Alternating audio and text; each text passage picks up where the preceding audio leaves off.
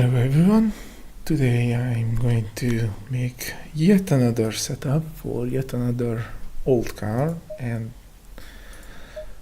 this day I chose the Jaaag. It's another loud and slow car, but we will see. I never drove it, no idea what the setup quirks with it, how bad to drive it or anything like that, so we will see. We need a hot stint with 18 degrees as usual.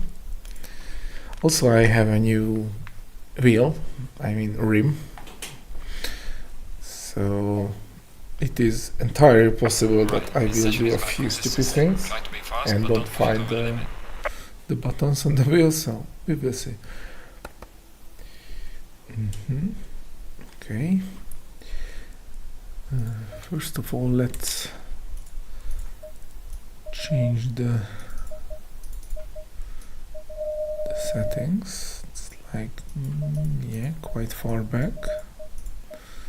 Going higher and looking down.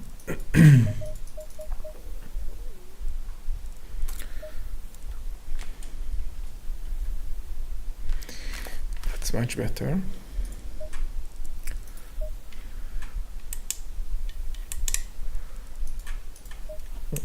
I cannot go into the...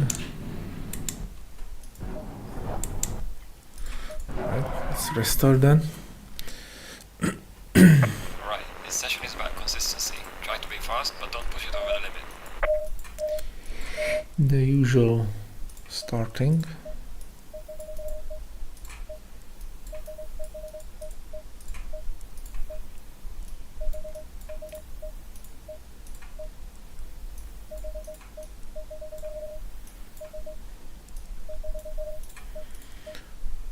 No idea about TC and ABS.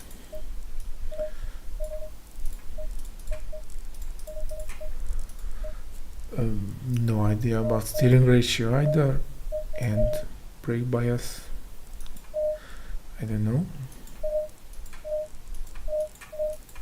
Let's start with soft suspension and some bump stop at the rear. No ARBs at the rear. Just add 20 to all fast.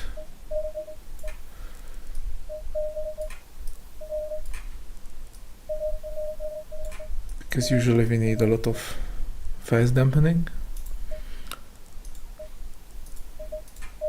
And like 20 mil of rake. 25, we will see.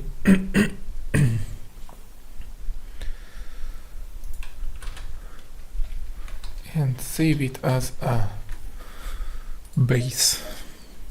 Let me start my camera fix, and yeah, I found the buttons. It's completely different.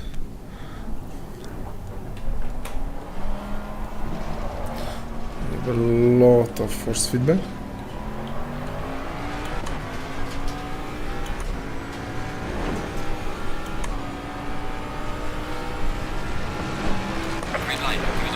Check your driver ID. Alright. Thanks, it still has a few years before it expires.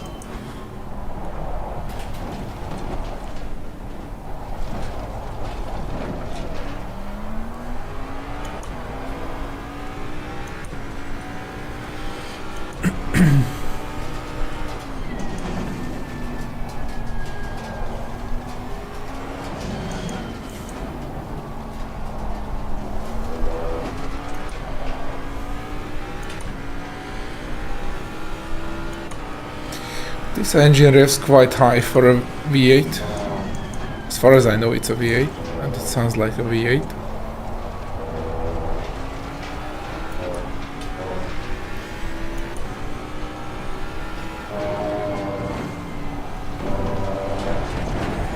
Whoa.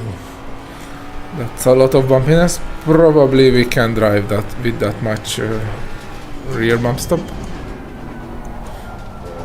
That's a very good indication of that this car has the bump stop eats the whole travel issue. But Motec will show it if we can survive this lap. At this rate we won't.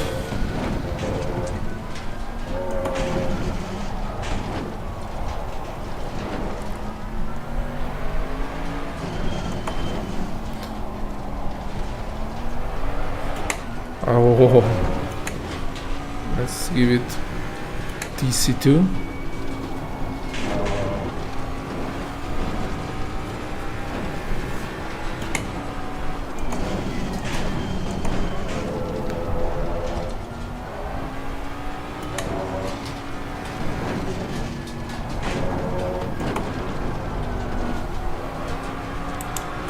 Oh, it is a dash 4 tires.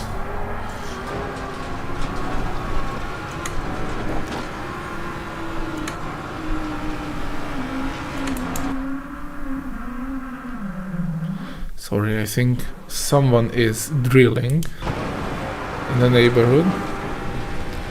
Can't really do anything about that. Hopefully it's not too loud on the microphone.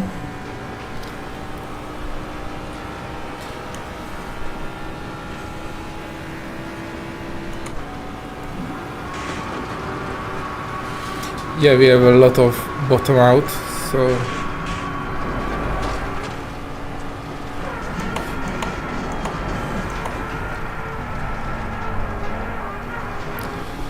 great timing for drilling. Thank you, neighbor.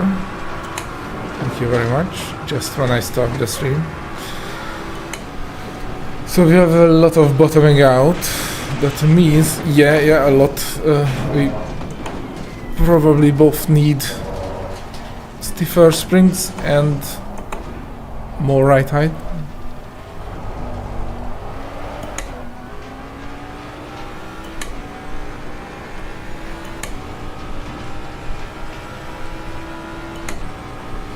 Let's see if it's better than yesterday's car. Oh yeah, it turns much better during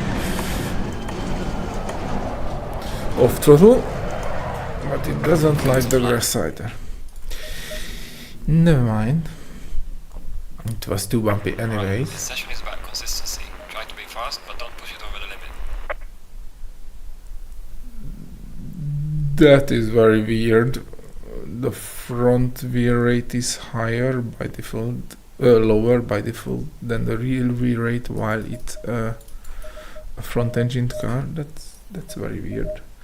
Let's try with 140,000 all around.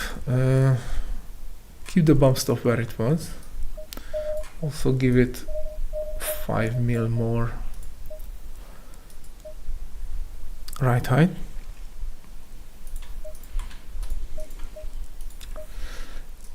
And let's try steering ratio 11. Although it was quite decent.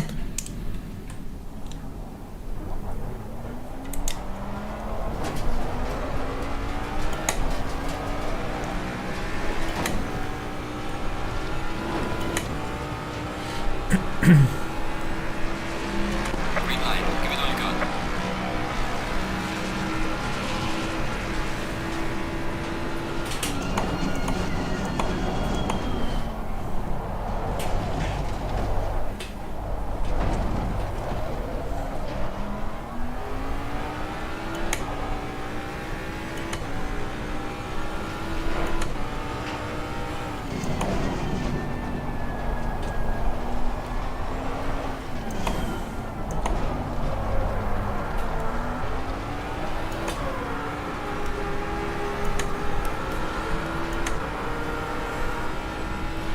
Great. Neighbor is drilling again.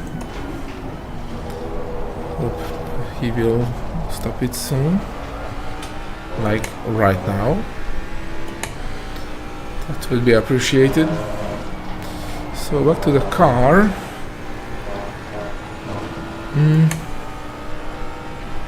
It drives like a car. Not as bad as I expected.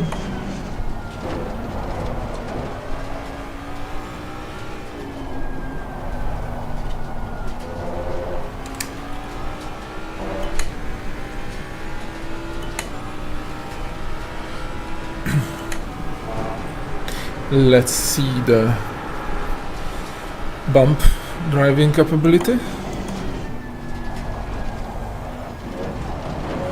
Much better.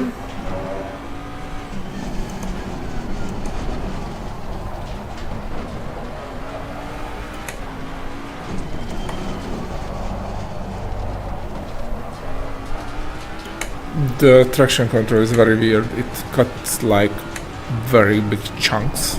So like it cut the engine for a long time.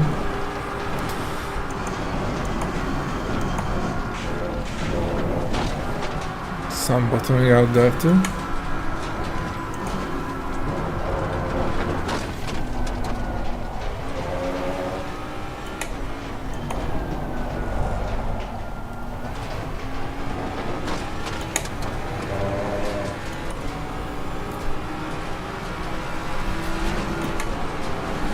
Oh, I have to get used to this new wheel because in the previous wheel I had a rocker shifter, so I could push the left shifter to shift up and the right shifter to shift down.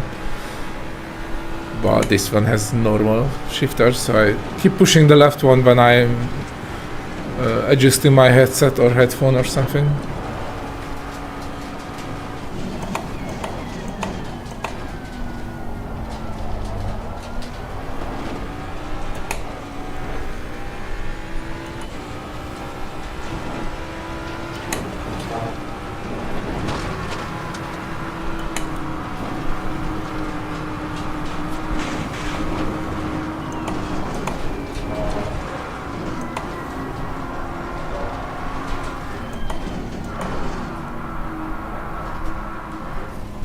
Decrease the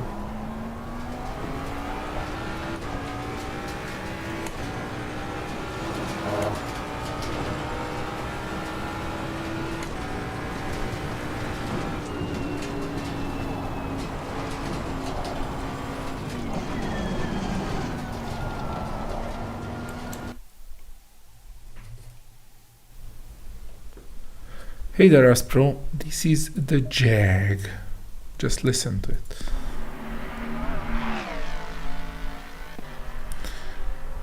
It's loud and angry.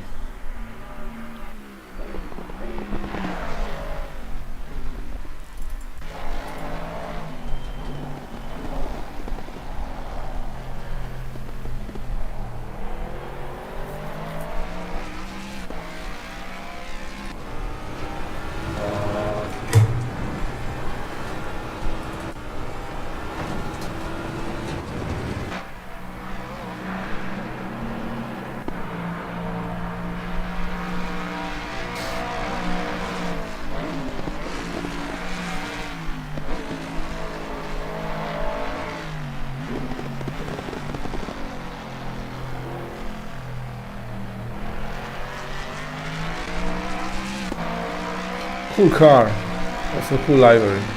One of the stock ones. Just made it white. Yeah. Will you spit some flames to us, please? No, it won't.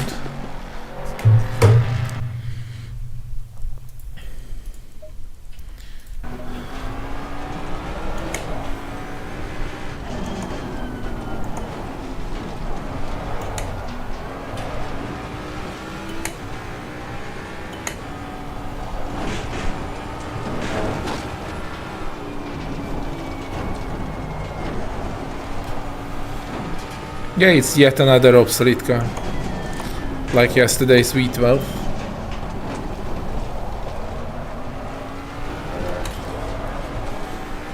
Although this is a better drive. We will see how much quirks it has, but as of driving it's sort of decent.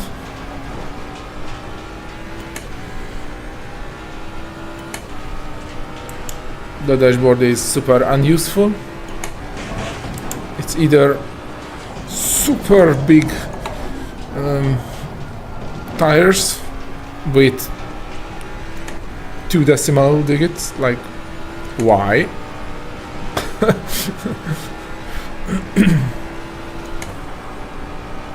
We are not doing telemetry in the car or a lot of other information.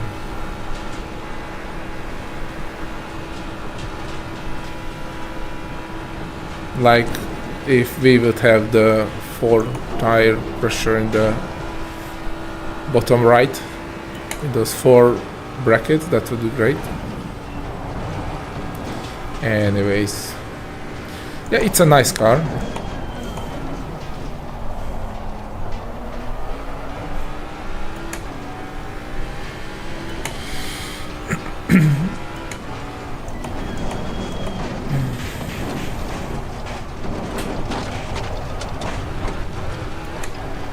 Probably a very slow one. But we will see the straight line speed and other parts of it.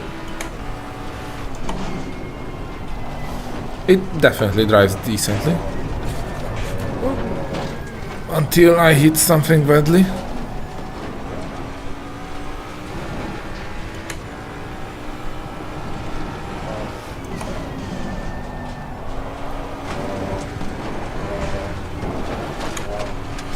It's a bit bumpy.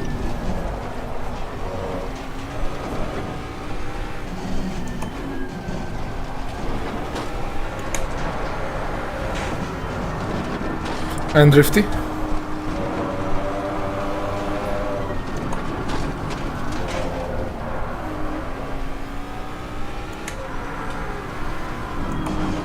Oh, for God's sake, stop the drilling, please.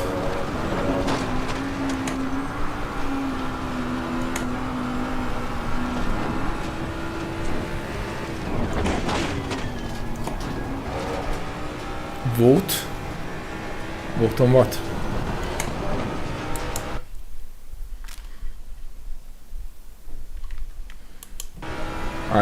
I don't that got comment Astro, sorry.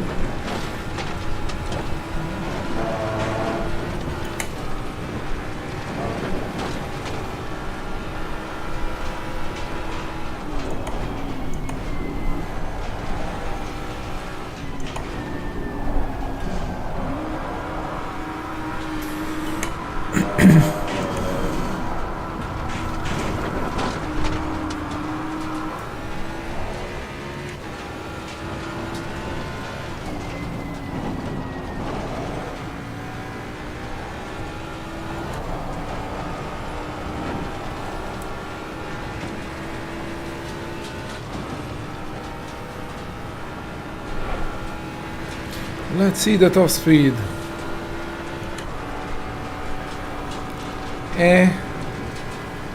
I am pretty sure this car doesn't have the lowered arrow rear wing.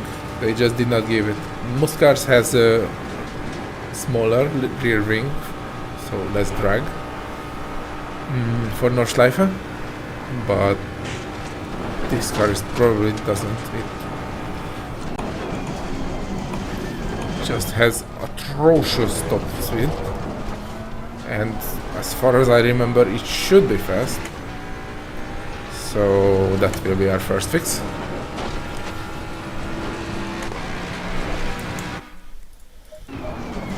After I check the dampers. Right, mate. This session is about consistency. Try to be fast, but don't push it too Real much bump over the limit. stops.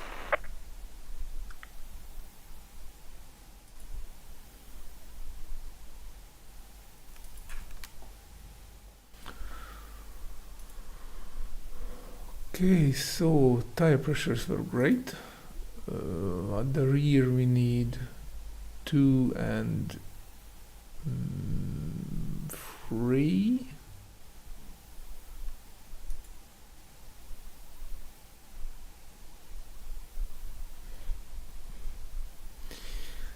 Dampers are surprisingly nice. Those are nice dampers. The rear needs some rebound a lot, both fast and slow. Otherwise they are kind of where they should be.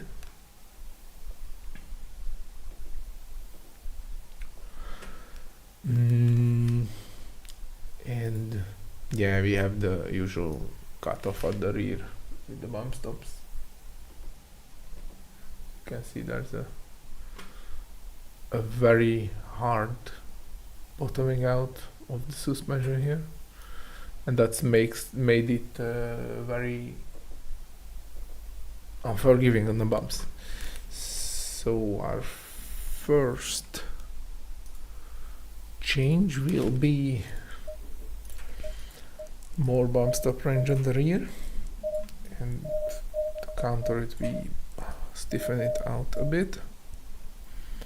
Also it was a bit tail happy, so I give it less V8 at the rear, but to be honest, due to it has a lot of weight at the front, that could be like 120, and 3.9 like a lot less swing, and counter it with less rake. And we need a lot of rebound at the rear, especially that now we decrease. Oh no, we don't need that much rebound because we decrease the rake.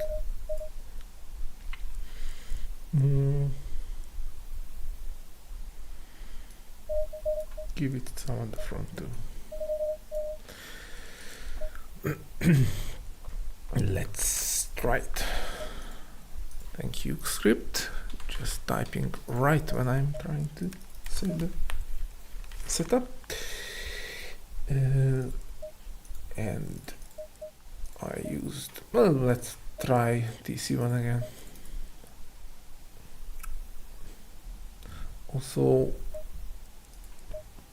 I did increase the brake bias, but now as we softened up the rear suspension and less brake, it could maybe help the 57.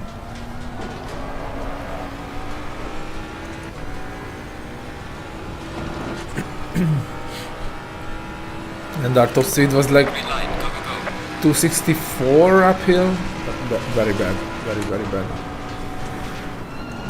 We need something in the 270 ranges.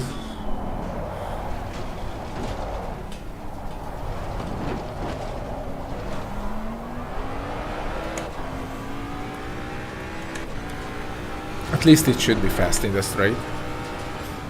Although it does corner decently.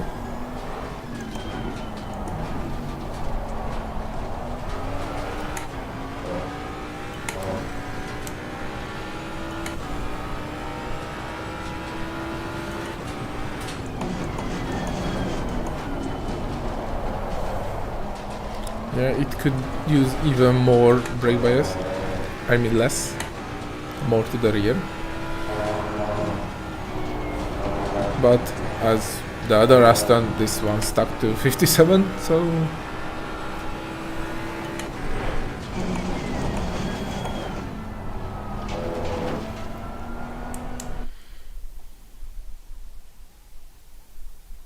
Meter setting.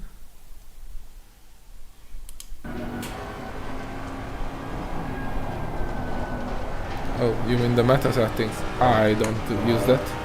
If you meant the meta. First of all, that's not meta because that's not the fastest. Second of all, they drive like shit.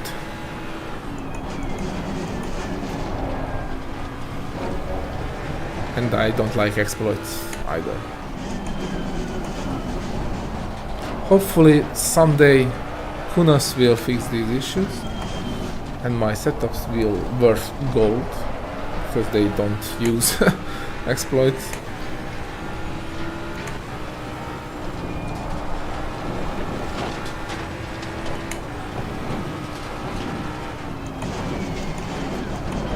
Oh, whoa. Okay, maybe we need more brake bias actually.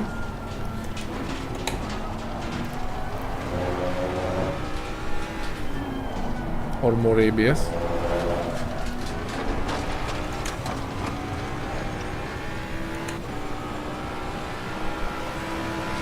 If you not man the meta code settings as per, please clarify.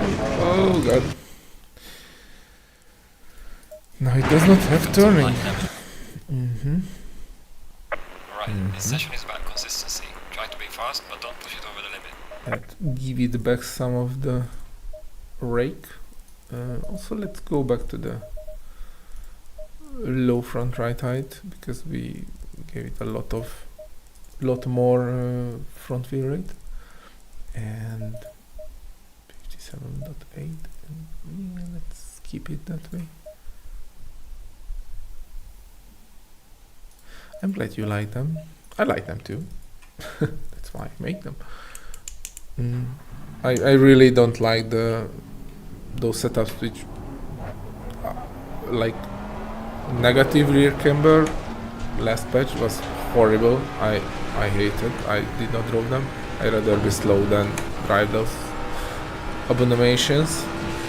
Also, the meta setups feels like very unpredictable in a few parts of the track, on any track, because you don't have dampers, and cars meant to drive with dampers. Suspensions need dampening.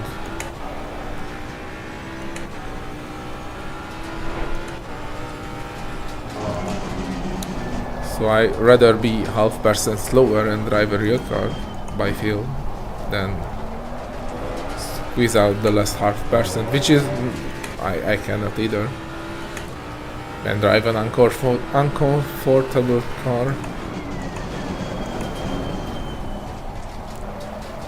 Okay, trail braking was better now.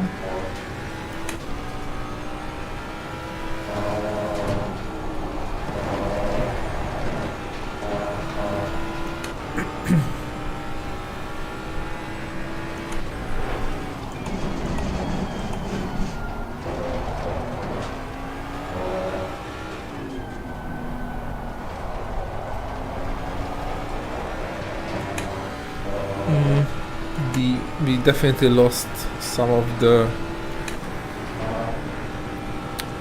exit rotation when I only apply some throttle, and there's more exit rotation when I fully throttle. This is due to the bump stops, not engaging that early and that softly. So when they are not engaged, like half throttle, they don't make oversteer. But when I fully throttle, they cannot let the car squat that much, and they make oversteer.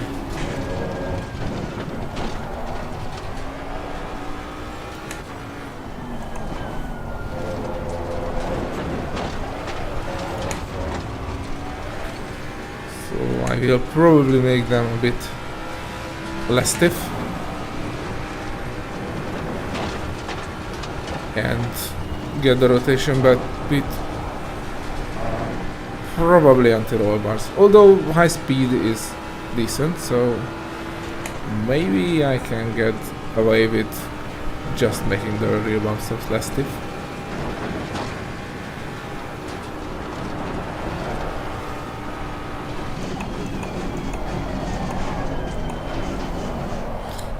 Brake much sooner though.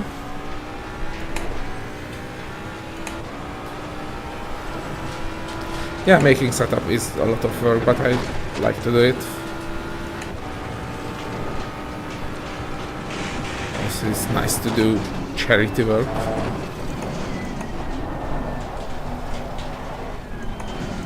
Like, I really don't like the idea that driving decently competitive and good to drive setups is behind the paintball. That's just not good for a community. Oh god. It was a bit skittish under braking. Alright mate, this session is about consistency. Try Let's to be fast, give but don't it push it back too much over the one limit. rear ring. As I say, decrease the rear bump stop rate, and let's try soft rear springs. Just try it. Yeah, full soft.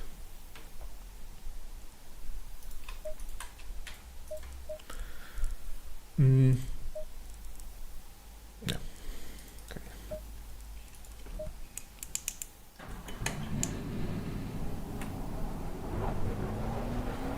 As I said, I did not drive the car yet, so I have to learn its quirks, like how it handles to certain setup things. Green light, go go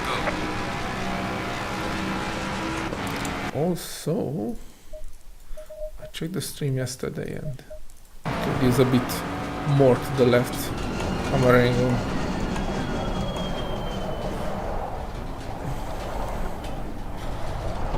So let's try 2 more clicks on the brake bias. 58.2.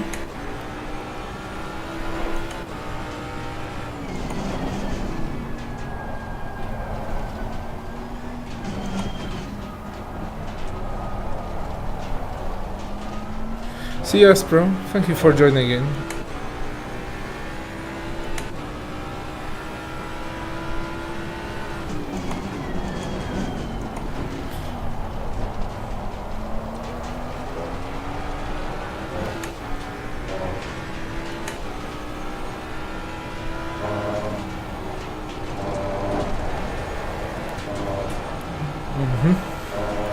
Some unpredictable or not expected rotation there.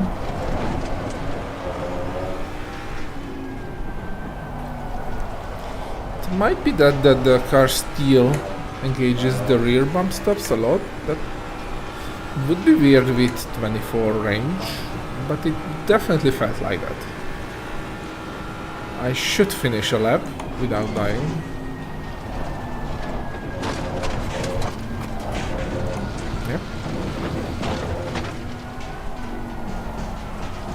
Probably lowest rear rate is not enough for this writer.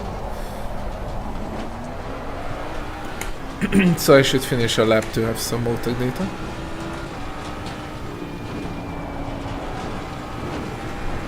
So less pushing, more driving this time.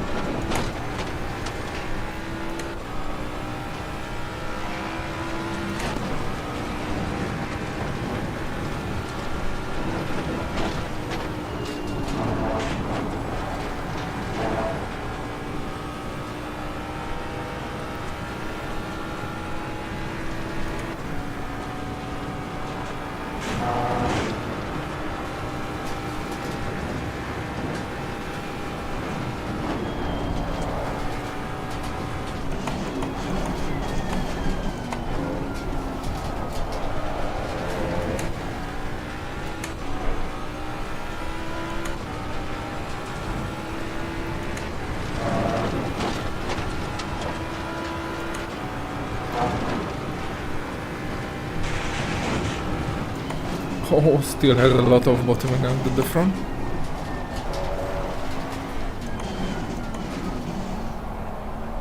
Yeah, these old cars have more realistic hitboxes, unlike the new ones.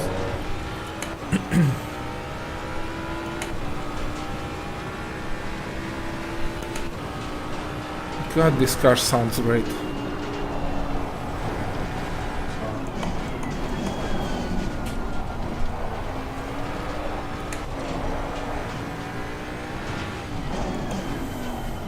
So I will increase the steering ratio back to, I think that is 12.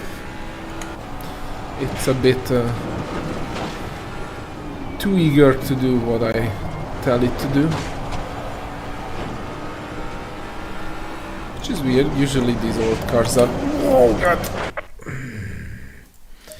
Yep, we need ABS 4.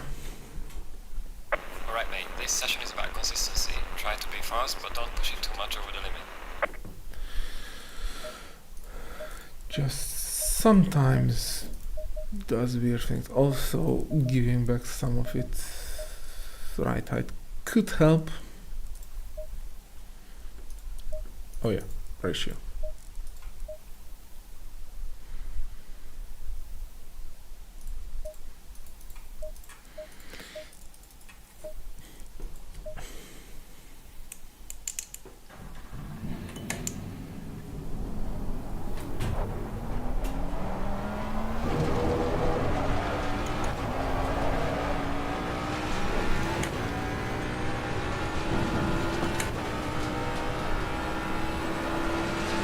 Green light, give it all you can.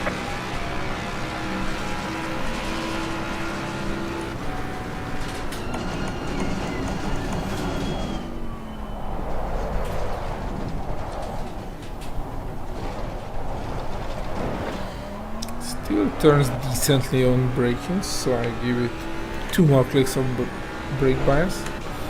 Hopefully with ABS 4 that would help. Oh god, please don't drill again. I'm going to...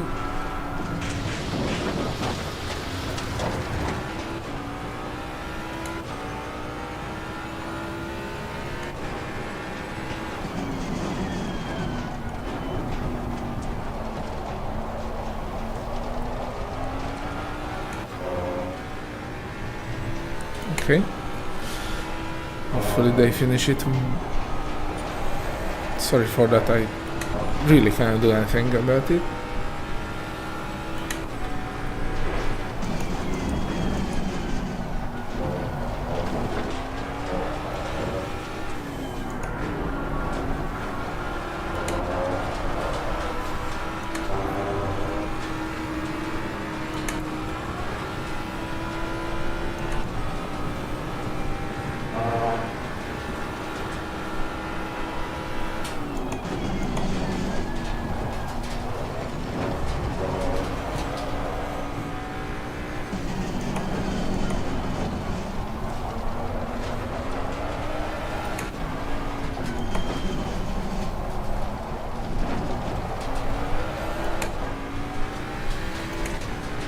By the way, I increased the right height apart from the usual bottoming out, because when you have like weird bottoming out during braking, that can make the car unpredictable.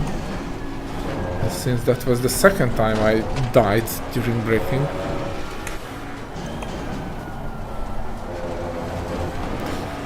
I do everything what I can to solve that issue.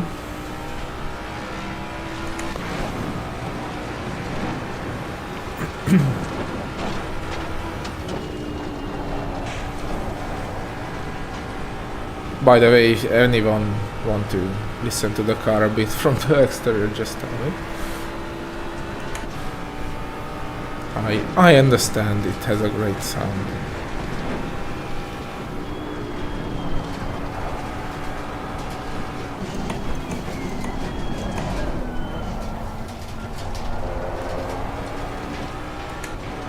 Still rotates decently under braking with 58.6 brake race.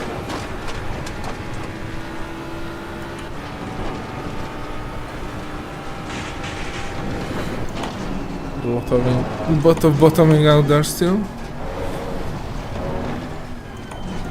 Nothing serious.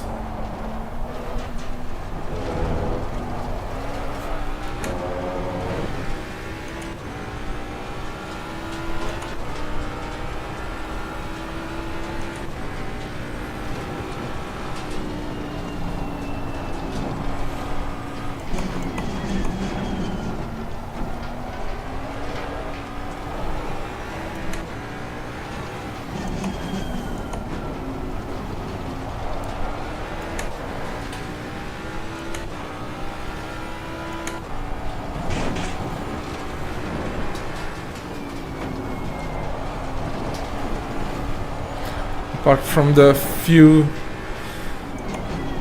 unpredictable bottoming out and oversteer, car drives decent for its age. So it's not a bad drive. Doesn't have any super obvious issues like Deston yesterday, which did not want to turn off throttle in high speed parts and did not want to turn anywhere else.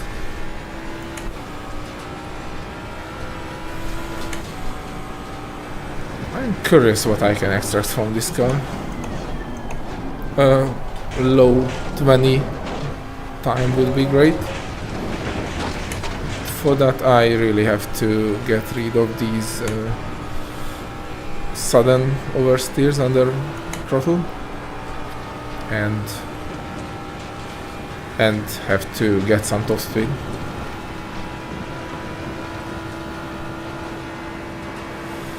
I have the suspicious feeling that I have to drive it with zeroing or something to get a meaningful top speed. So far it's just slow. Very slow. Painfully slow.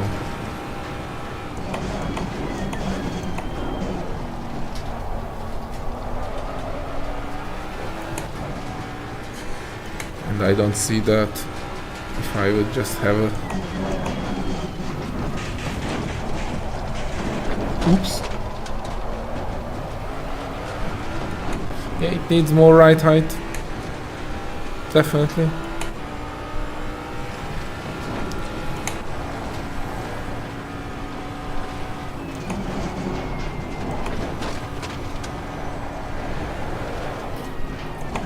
It was weird. Like the rear end went airborne for a bit, so like not fully airborne, just unloaded. Then it loaded back and then it had a snap oversteer without bottoming out. That's weird.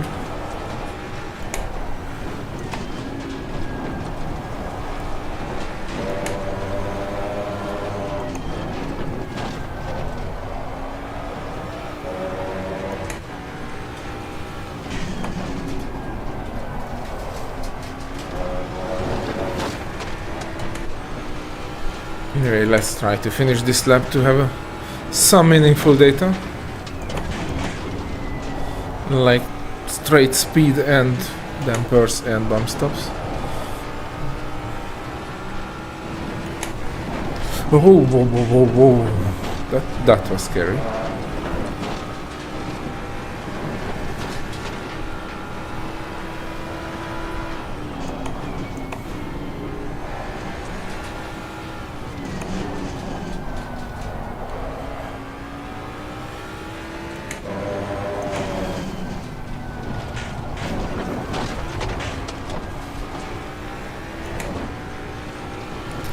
The car does scary things when the rear end gets unloaded and loaded back again. Very, very weird things.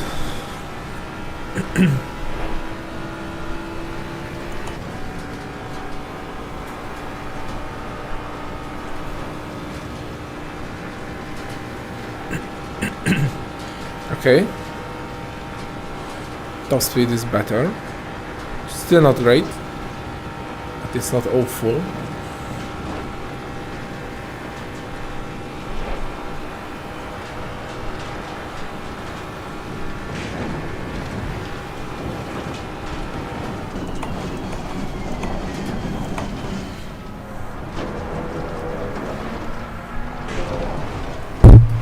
Sorry.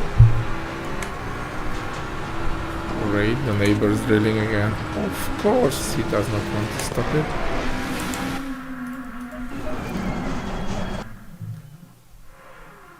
Alright mate, this session is about consistency. Try to be fast, but don't push it too much over the limit.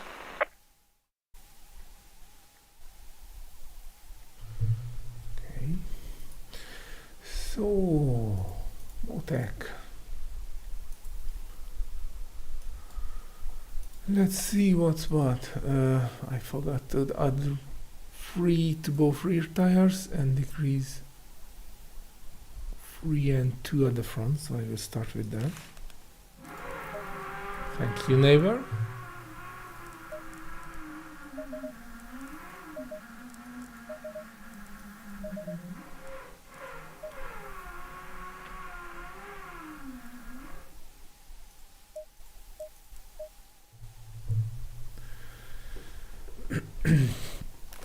By the way, this was the chart when I checked temps, pressures. You can see it's not fully using, having too much at the front and too little at the rear. Also, dampers. Yeah, the rear is over damped, and especially in the bump. So I will decrease the slow bump, and I think I cannot increase the fast rebound. Yeah, it's maxed. So I will decrease the slow bump, and the fronts are pretty okay. That's basically very nice. Bit fast rebound and slow rebound could help. Yeah. So less rear bump, and I can increase the rear fast rebound and front rebound more. Also, let's check the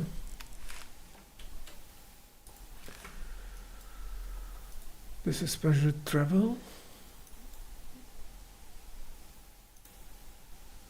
As you can see, we have a lot more range. Thank you, neighbor.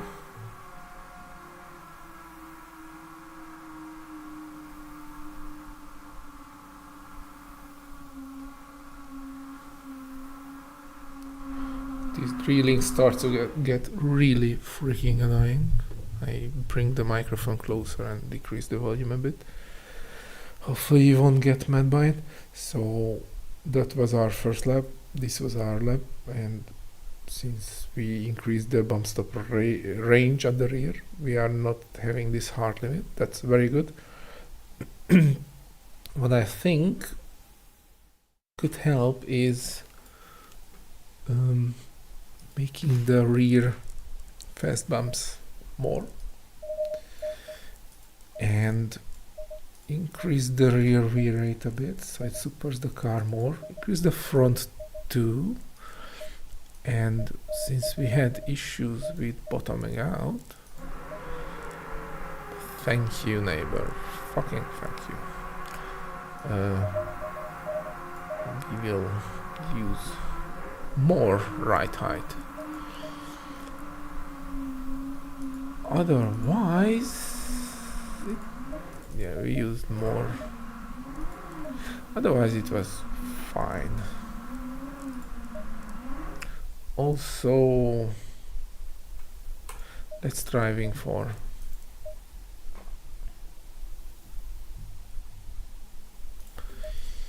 Evo 4.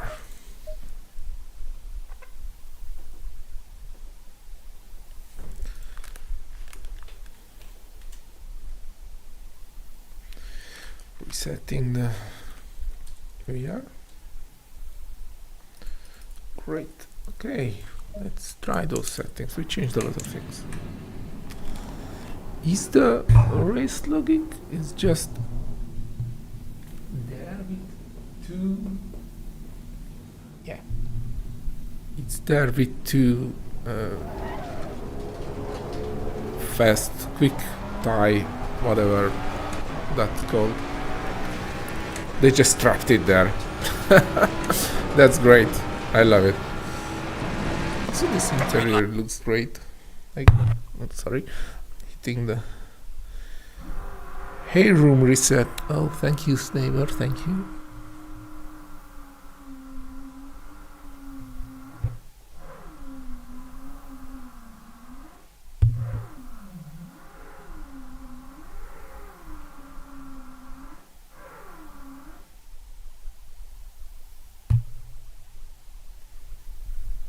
First I thought that's a radio because it's Kenwood, but it's probably some kind of FM radio or something.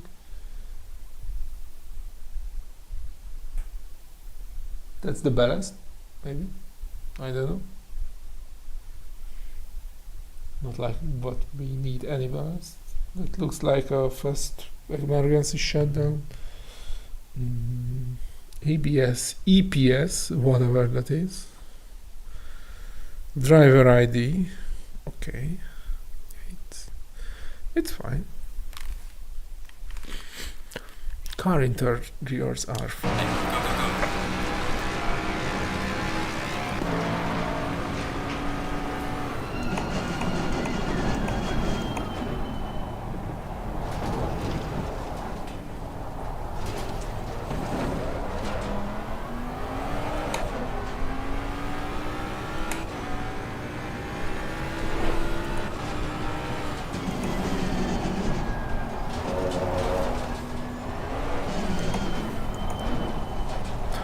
I don't mind the some tail happiness, but let it be predictable. It's not like nothing, a lot of.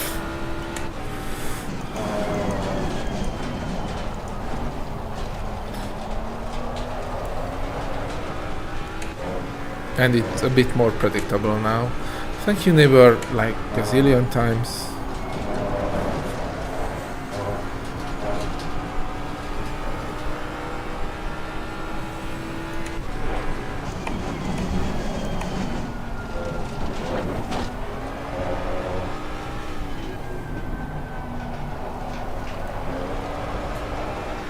Yeah, it's much more predictable in the oversteering tail happiness part.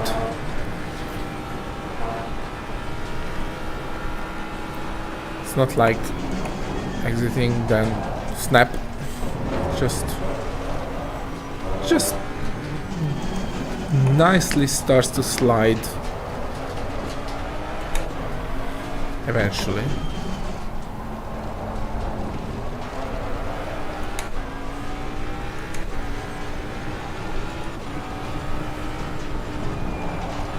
So I could try TC1 for saving the tires. Thing is, without having a delta, that I won't see how much time we lose with using TC2. I mean TC1 and 2. Or just make the car this tail happy. One of the quirks.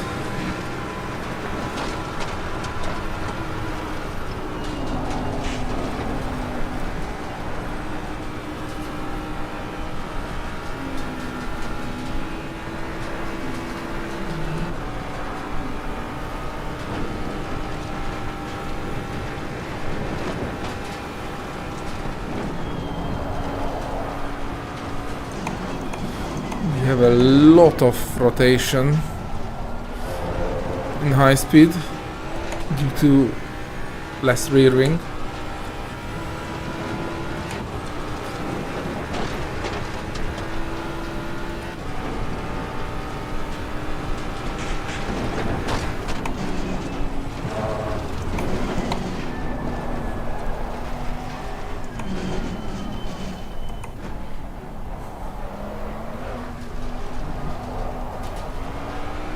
Sorry, I just had to check my phone call.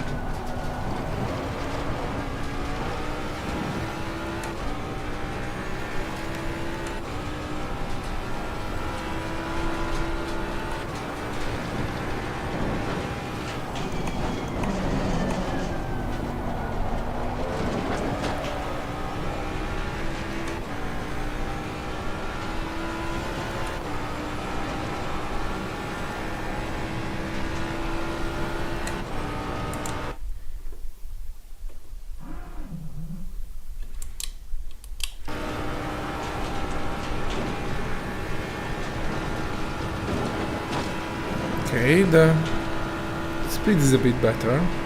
It's still far from great. We are basically slowing down, it says here. I know it's an uphill part of the track, but still, that is atrocious.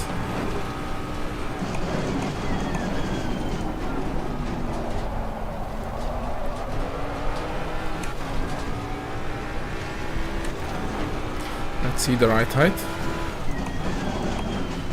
Is it better now? Yep, much better.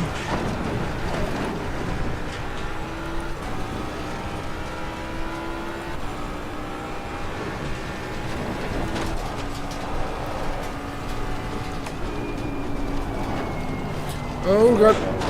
Oh god. Okay. 4 rear wing with this much rake is very scary.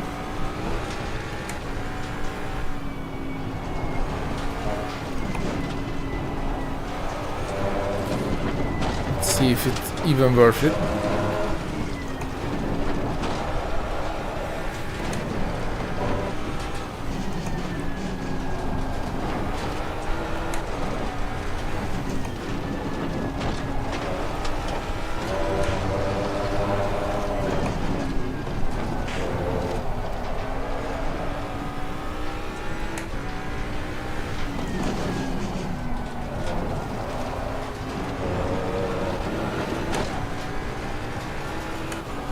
But the bottoming out and those issues are better with the more right height and a bit stiffer wheel. Oh, it's very scary in the high speed part. Yes, it's super scary.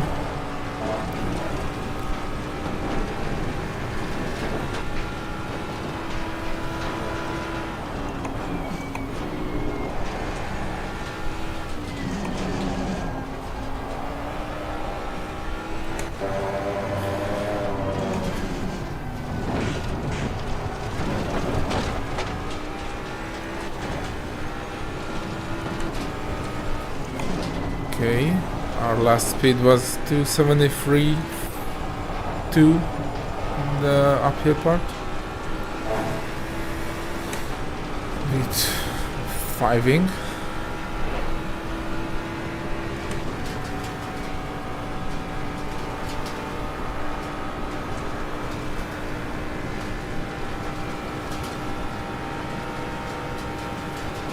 Meh, it's the same, even worse.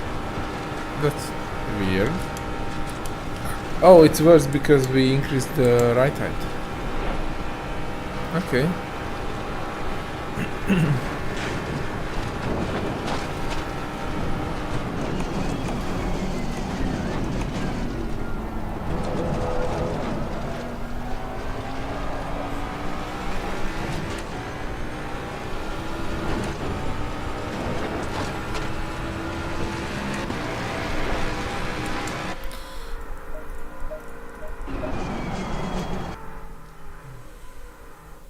Right, this session is about consistency. Try to be fast, but don't push it over the limit.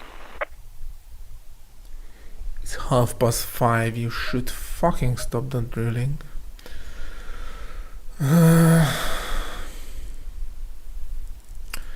What if...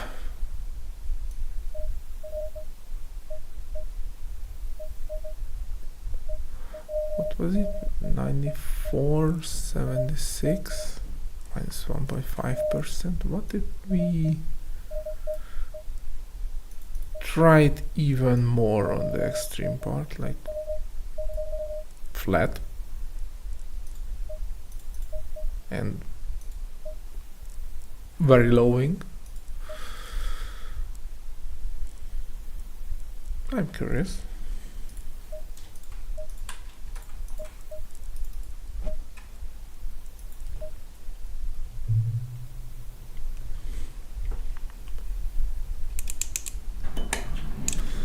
Still have to get used to this new rim and keep searching for the buttons like they were somewhere. In VR you don't see the wheel, so you Just have to remember Give it what is where. Oh yeah, it's a lot faster. A lot faster.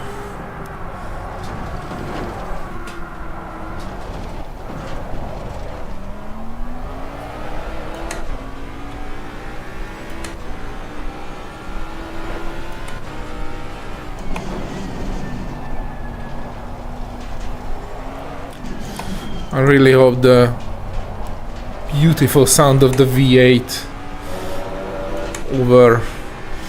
overlays this very annoying drilling of the neighbor. I hope he will stop doing it very soon, because it's almost 6 o'clock and you should not do that after 6 o'clock in Friday especially.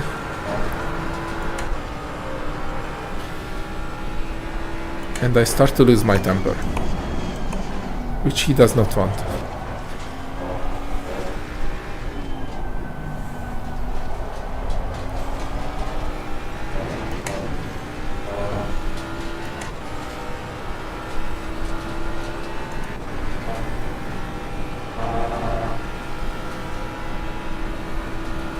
Back to the car. I have to brake a lot earlier, because it's a lot faster now. But finally it drives decently due to zero rake.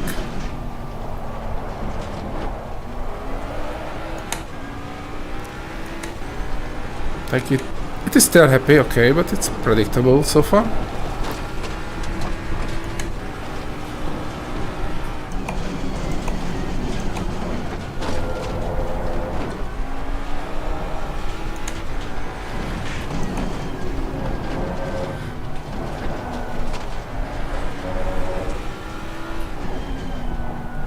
Actually, it will stay like this for the whole lap. It's fun to drive it. Like, you have to fight it a bit, but it's not trying to kill you, it's just poking you a bit. But we will see the high-speed parts. The zero rake should help, but the 2 out of 10 wings would and should try to kill you. So we will see how much it balances out. Just very gentle there.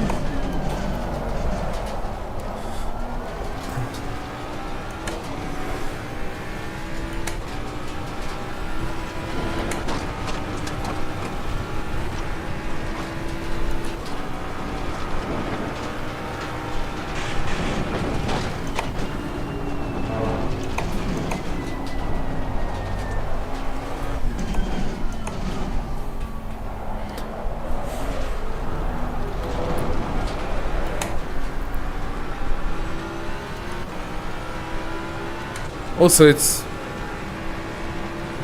really have to get used to that. I have to rev the hell out of the engine. Okay, almost did not make the turn. Still better than the V12. That car does not want to turn in the high speed off throttle parts. So it's weird that I have to rev a lot of the engine. Like you would by what I am used to, I would shift much earlier. But no, you have to rev it to 8000 or even more. It sounds awesome.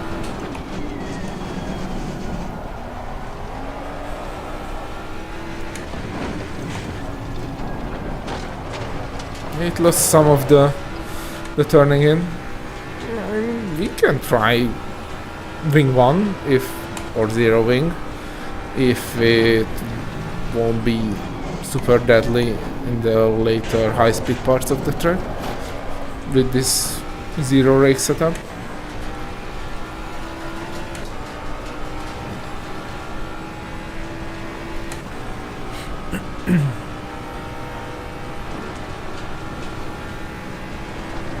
Also, I can fix that with some front bump stops.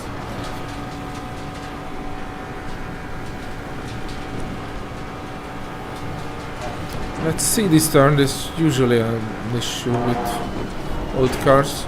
Not for the Jag. I could even give some throttle there. Also, it did not started to decelerate in gear 6. It is a bit slow in or understeering and slow speed corners, which is against my idea of zeroing.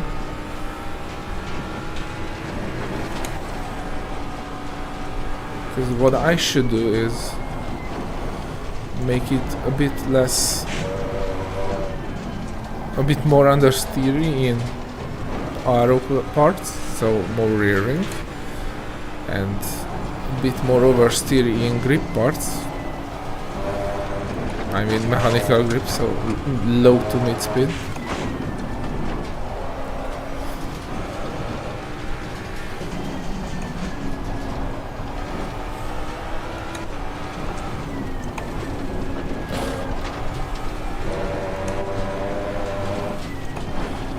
Give me a sec, I will read your comment. It's a very scary part of the track.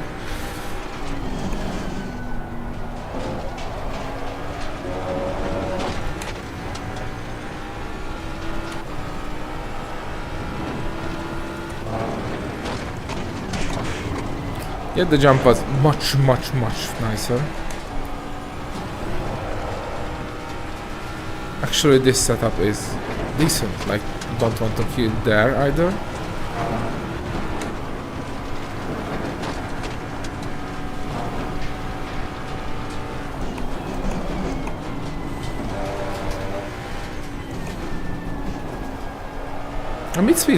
Mid-speed rotation is fine too.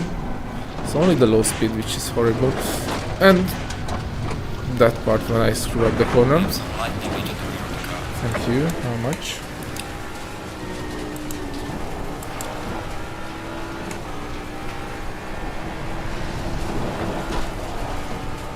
Seconds. Okay, should not be that bad for the top speed. So yeah, that is from Jeremy Clarkson in Top Gear. If you Google Clarkson Jag, you will laugh. Oh, our top speed is much better. Even with some damage. Clarkson say it's a Jag. Oh, we need one more rearing. That was super scary.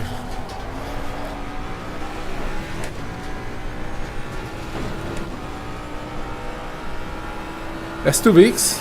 I don't know. How can I check that? Somewhere in Steam. Overall, I have somewhere in 1300. Last 2 weeks.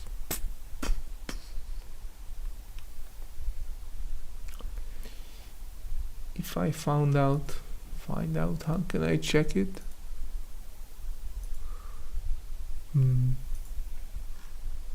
Any hint?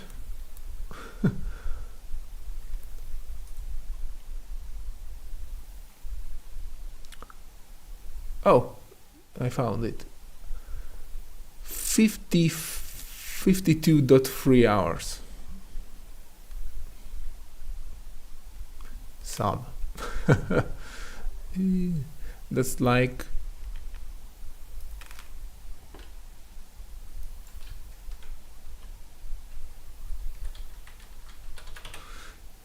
it's like 3.7 hours a day. Ouch. Way too much than I should play. But I enjoy making Nordschleife setup, so.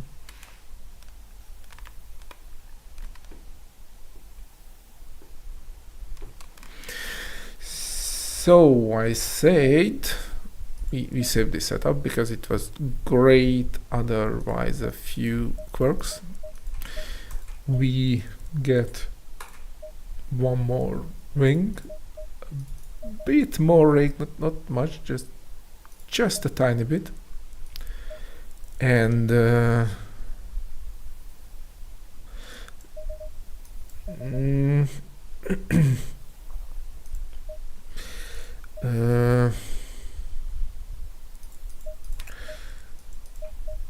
should we try less front?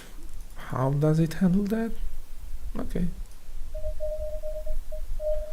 Let's try. I was thinking about making more rear V rate, but I will make less front and see how can it handle that.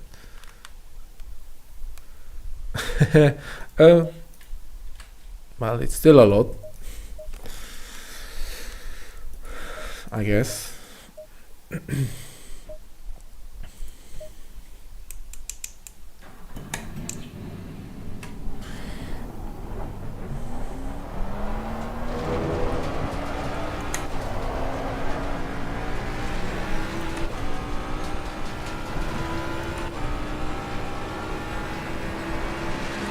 Green light, give it all you can.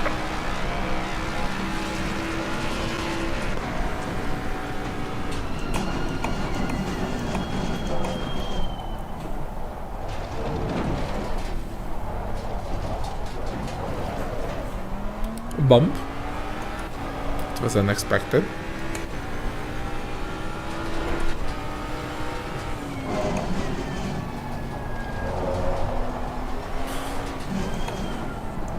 By the way, I decreased the front right wheel rate instead of increasing the rear, because this way we get even more or even lower front in the straight, which increases the top speed. But we will have to find out if the car can handle this wheel rate at the front, because if we get a lot of bottoming out, which makes the car unpredictable, then that's not the way to go. Oh, whoa, whoa, whoa, whoa. Okay. It's very tail happy now. Maybe that's a bit too much rake for free wings.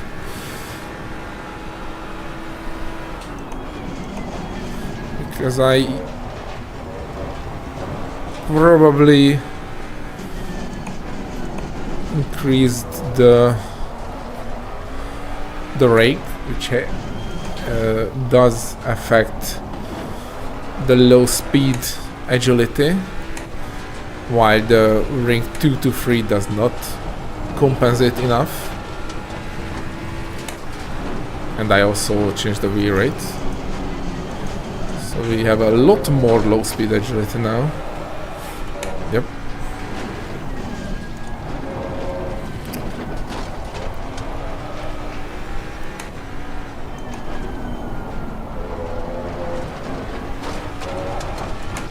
A lot more.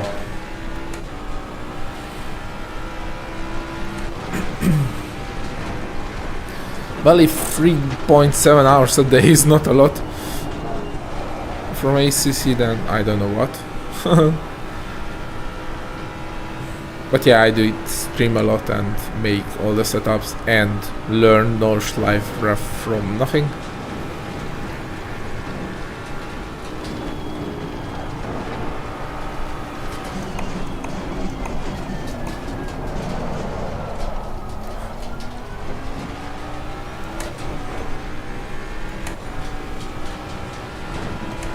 Apart from some tail happiness, which is fun, the car drives great. I mean, actually it drives great.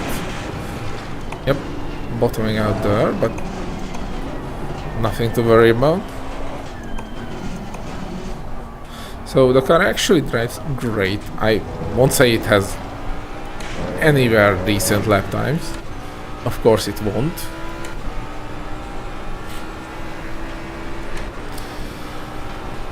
But that's not the point of these old cars. And if you want lap times, you race a competitive car. You race old cars for either the meme or either the challenge. And when you do the challenge, it's usually you do it against lower skilled racers, but a predicted car helps a lot. A predictable car helps a lot.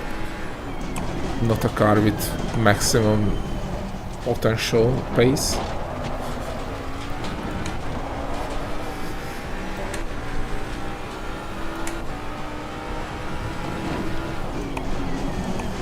So I thought this new wheel will be more different, but no, it's due to it's the same size, 300 millimeters like the last one.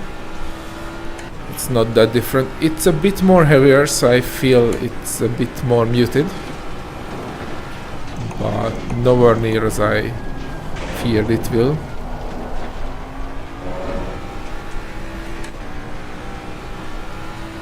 Also, I'm not fan of Alcantara grips, but so far it's fine.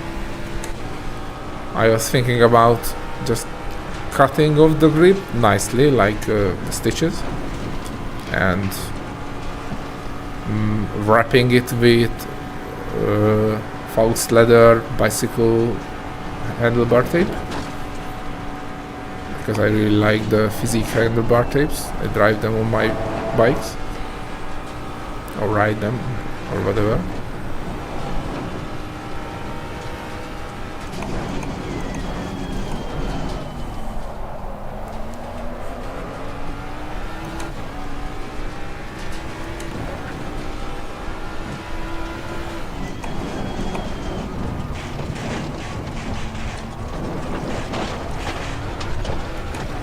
It was radar, no botting out issues.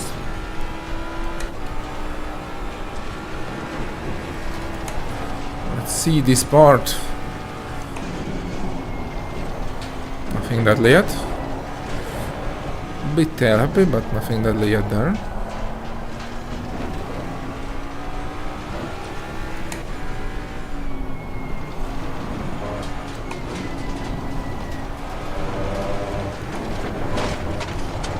Bit bumpy over the curb, but nothing serious. Bit tail happy everywhere.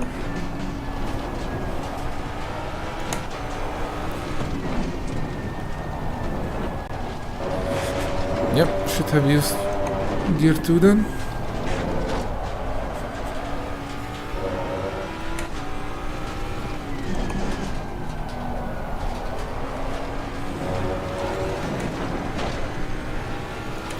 Let's see this part.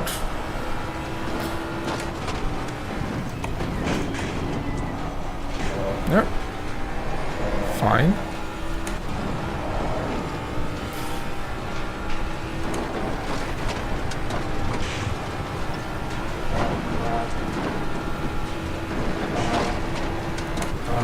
We need less rake.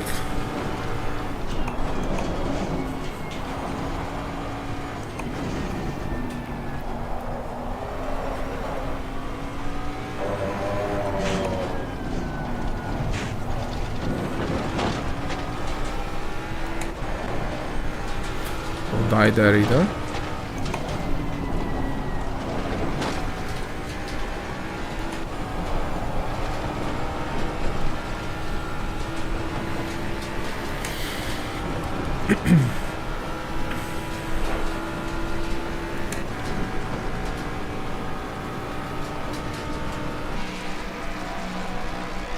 It's very weird to use this camera in VR.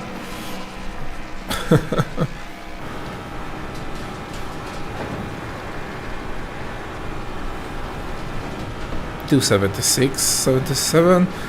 That's good in hot weather, but I think wing free is the way to go. It's good optimized between speed and it's not as deadly here. Like I scared to hell last time.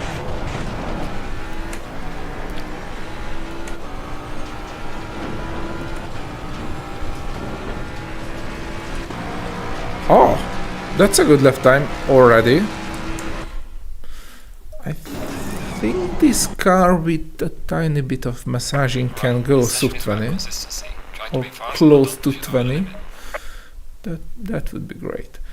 Okay.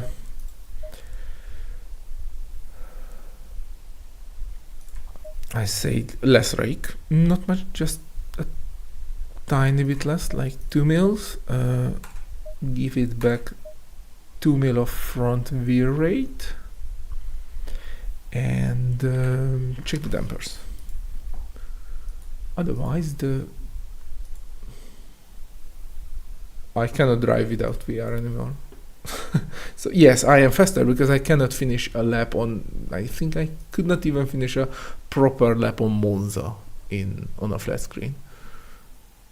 Even though I have a 120 Hz 55-inch flat screen, but I cannot drive it. Nowhere. No way at all. So dampers are weird. But they are not horrible. I mean, not horrible to drive. Basically, at the rear we need less fast rebound and a bit more slow rebound, and at the front we need more rebound everywhere. But I won't stress much on it, so I will try how these handle. So I said rear less fast, like 4 clicks and 2 clicks of slow, and front yeah, we are at the max. And I would not touch other parts, so I changed 2 mil less rake, 5,000 more front wheel rate, and the dampers a bit, and a bit less toe. I don't need that much turning, and we can try even leave a less toe to have a better straight speed. Also, let's see the tires. Rears are okay, fronts are great. Rears, yeah, it's eating the rear tires even 2.9 camber. That's weird, but I won't go lower. It's already a very low camber.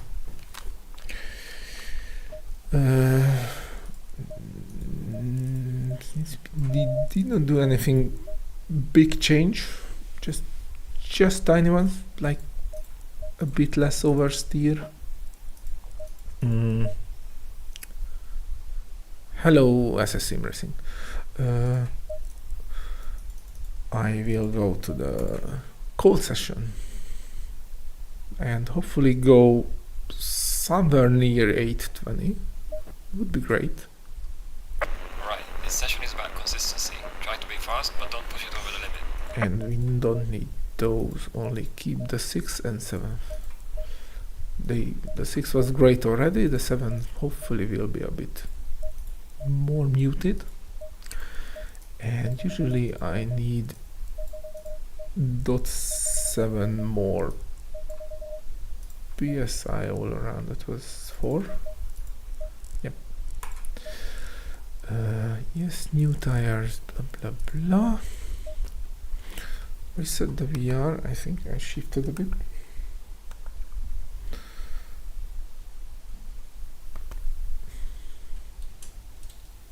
Yeah, okay. And 1421. Let's drive to Jaaaaag.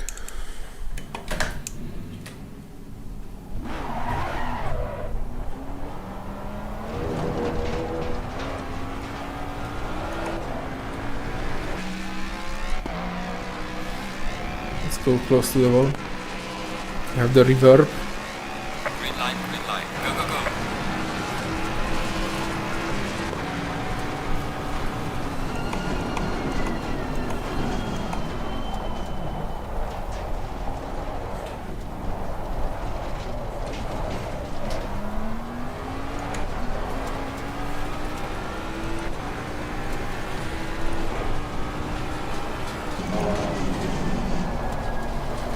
Actually, I like this car. Like it more than the V12. The V12 is less fun to drive. The Tommy Gun TC is horrible, and the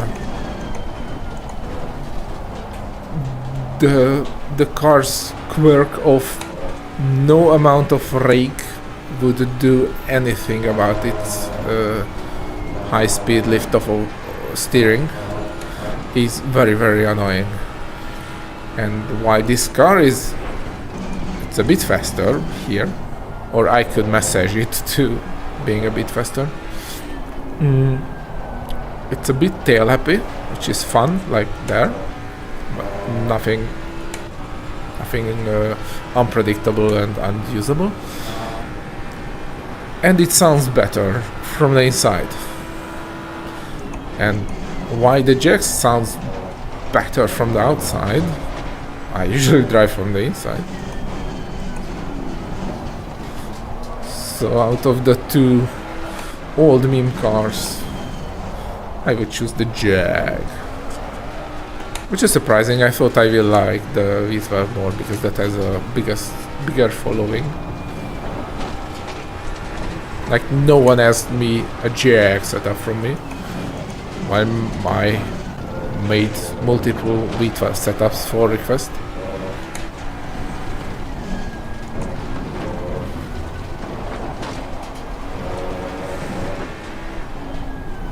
And both cars look great.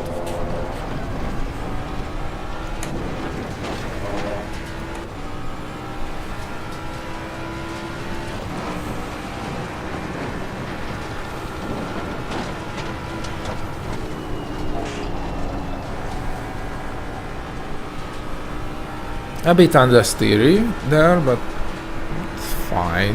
Maybe I will give it like 1 more millimeters of rake, because the front stiffs helps it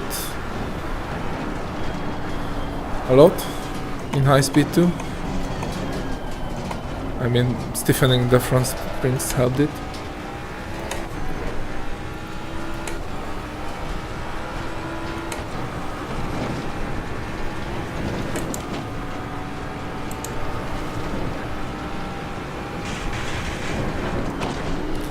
Of bottoming out there, but we don't care. It's not serious.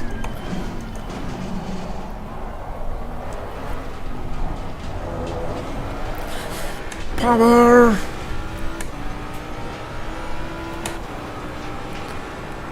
Luckily the neighbor stopped the drilling, it looks like. Hopefully it will stay that way. Yep, we need that 1 more millimeters of rake.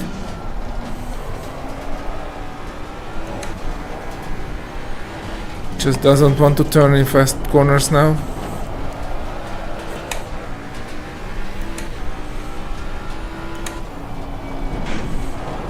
Oh, whoa. Don't drop in there that way. Yeah. Lesson learned.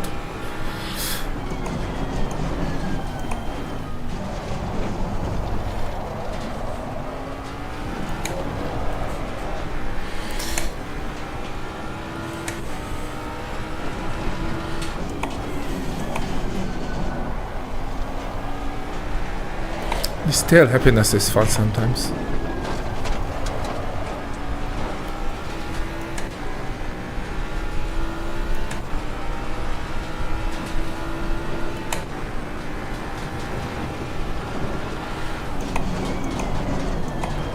Brake way too late.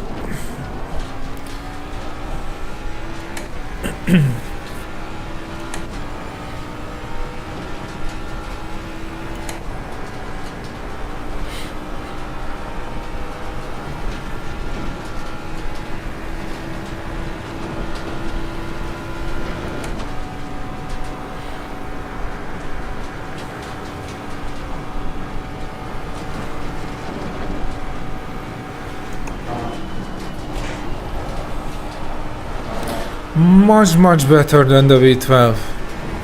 It can take corners. It reacts to rake.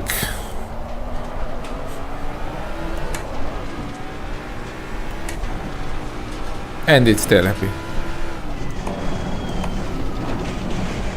Yes, thank you. I really screwed that up. If you drop in bad way, and bottoming out will kill every turn ability, because probably the front tires did not reach the tarmac properly. Like, I still remember my first lap here in Nordschleife. In ACC, although I did not drive it in any other sim, basically.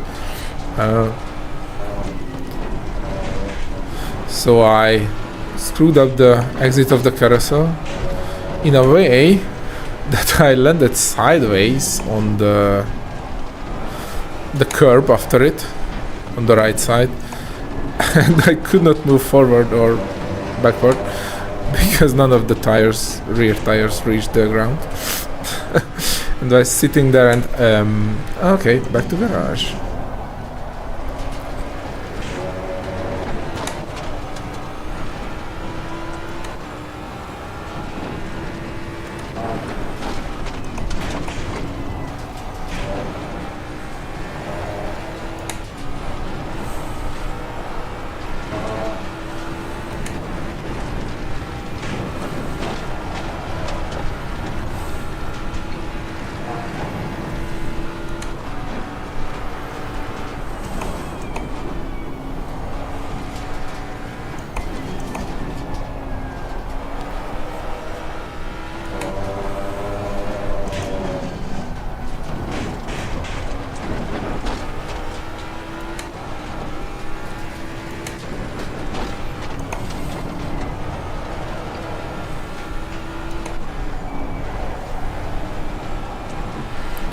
See the top speed in cold. We don't have damage. Yep.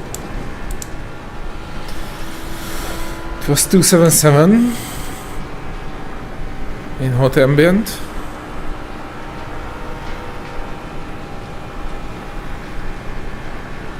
Mm. 277. All right. 278. Still, that's a good top speed. Nothing to worry about.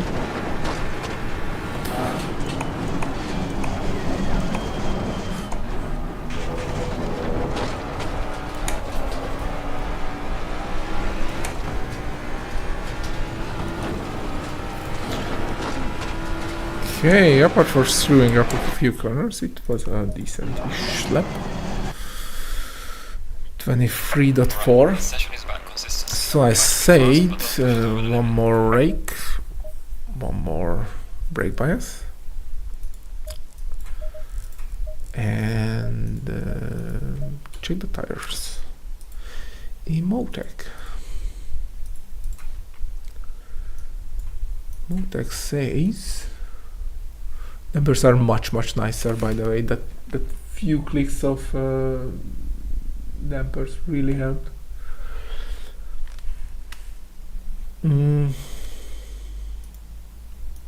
I won't be able to see it, but I will show it. Rear tires and front tires. I think we need some pressure less in the front, like 1 and 2 less, and at the rear it's basically perfect. So 1 and 2 less. So back to the street. Race again.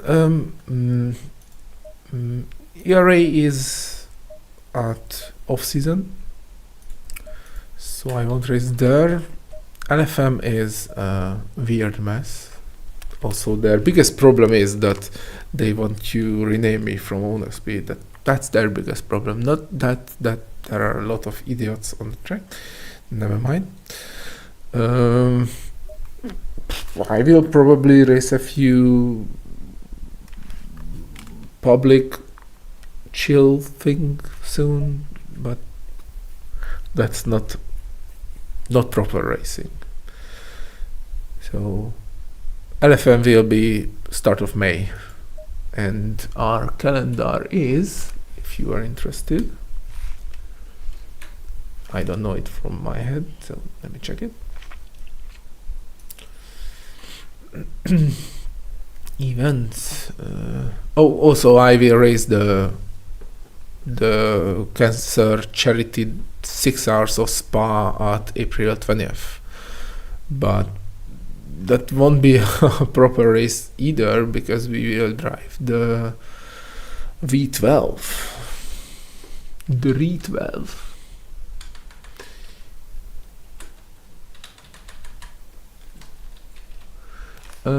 This is the ERA calendar. Loop. So Misano, great, I like that track. Nerves Vet, great, I like Nerves. Zandvoort Night, I don't have issues with Zandvoort except it doesn't like left tires. Valencia Hot, I love that track. Paul Ricard Real, I will survive it somehow. Suzuka Cold, please don't. The track has very, very poor tarmac by default. In the cold it will be a slide fest, never mind. And Alton Park Mixed, I love Alton Park. I know I'm weird because most people don't, but I do like it. Okay, it's fine this way. Oh no, I moved the... Yes? I have to fix my VR, sorry. Great.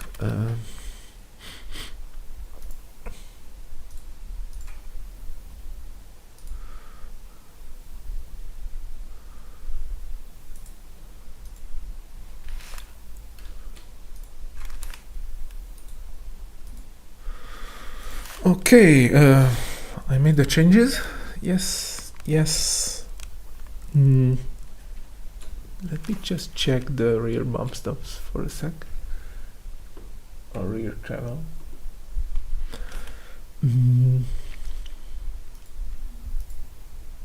By the way, if you want, I can race for you in this stream. Suspension treble. Let's see the previous session.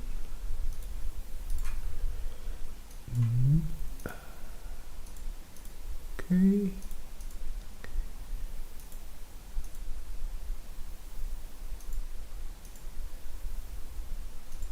Okay, rear bump stops are great. You can see it's a huge difference, like here. The white is when I set it to like I think 15, and the higher peaks are the current, so we won't have this very unpredictable and bad bottoming out. That's the usual bump stop issue, which depends on how much that car can handle. I have to fix my VR again. Okay. You don't see it. Why don't you see it? Okay, there it is.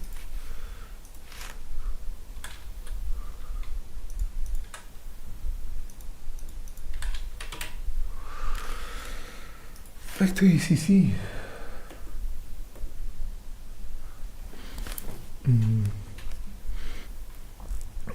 I saved it. Give it new tires.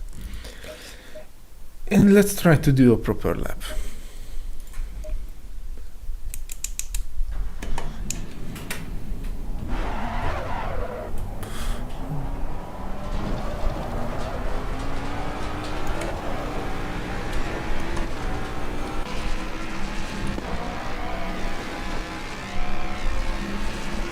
Green light, go, go, go.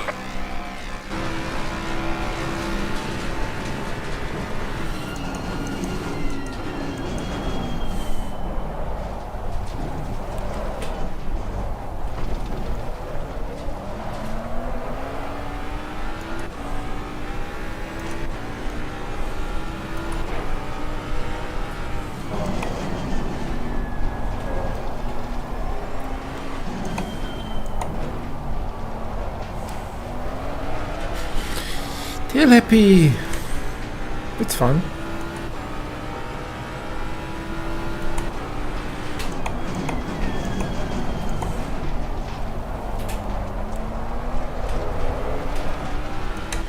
This car is fun to drive.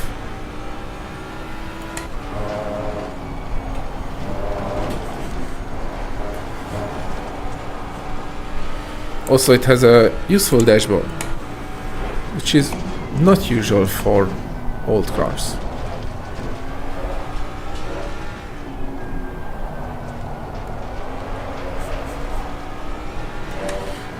That sounds great.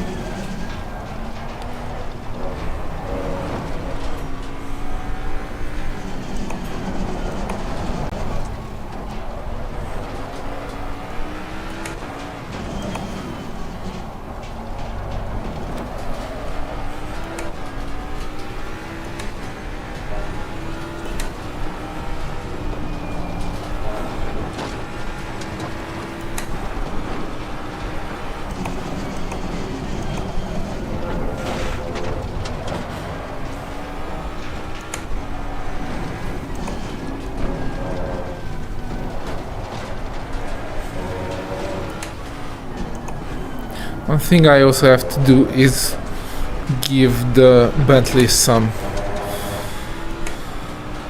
time on the Nürburgring. Give its glory back, because I had a very bad time with that car due to that was the first car I set up for this track.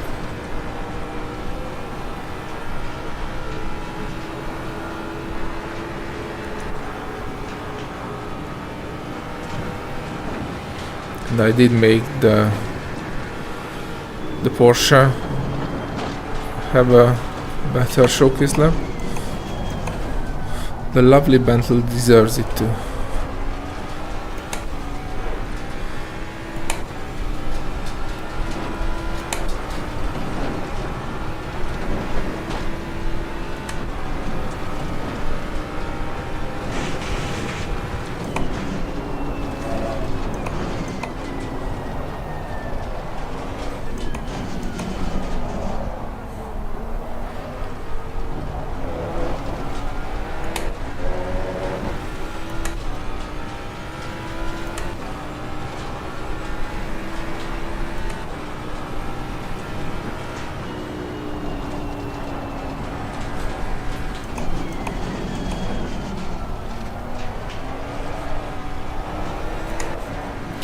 They're happy. They like it. I want you now to. We need some character. So it's a very predictable tail happiness, so.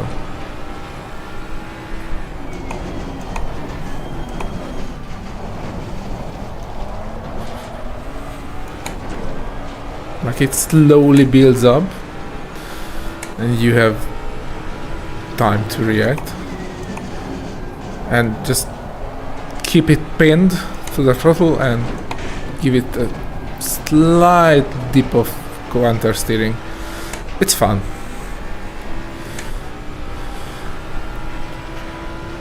No one will race this car for anything serious, so maybe they will even like it if someone will drive it. I certainly do.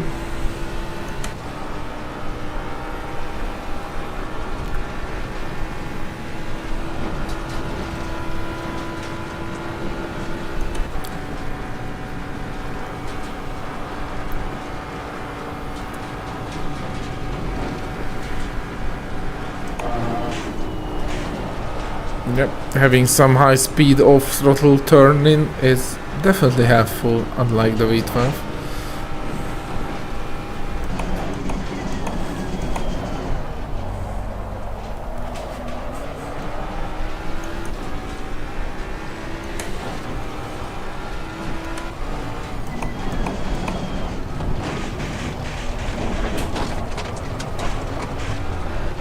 much better.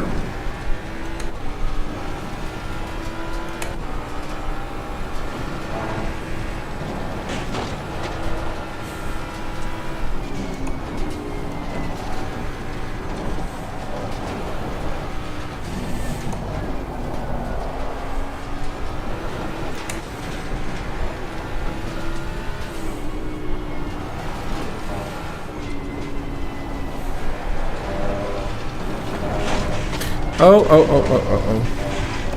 Bit too much.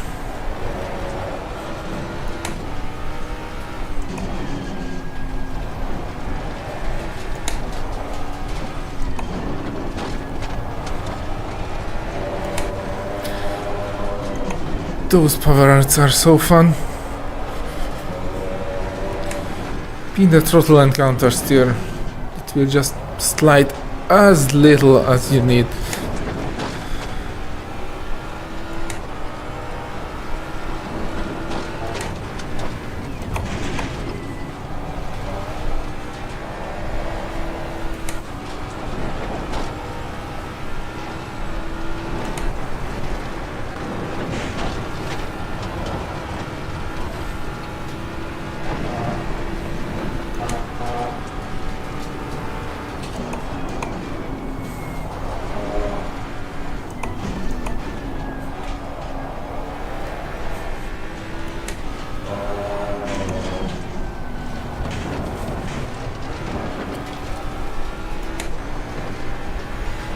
I will read the comment in a sec. Just let me reach the straight alive.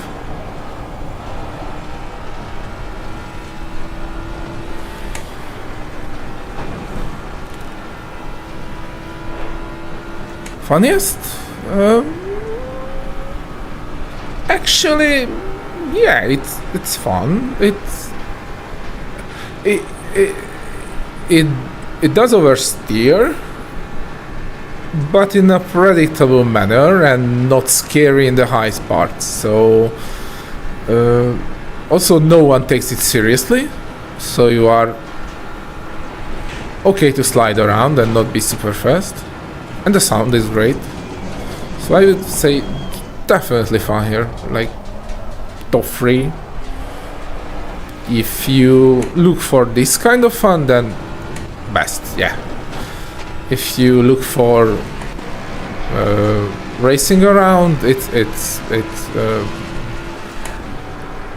would be okay against lower skilled players.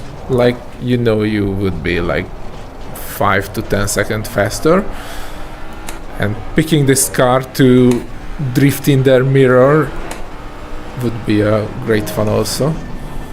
So yeah, it's definitely a good choice for casualing.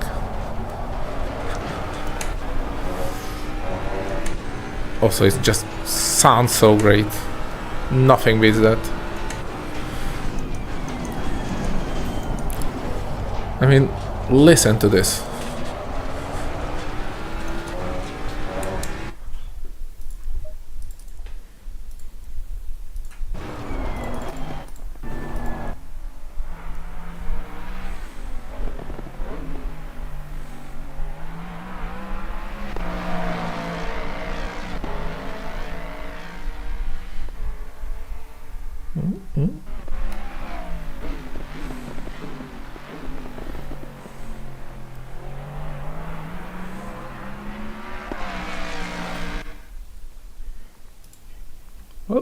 Oh, where I am? Sorry. Yep, okay. VR is broken.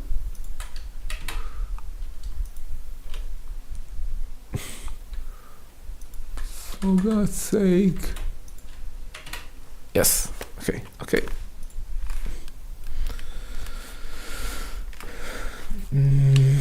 Where were I? Yeah, driving.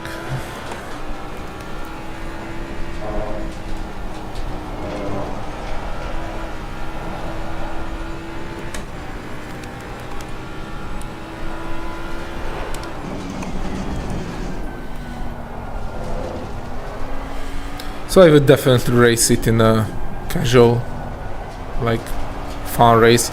Also, it would be great in multi-class. Like there, you can overtake GT4s in huge slides. Just roll on them; they will scare.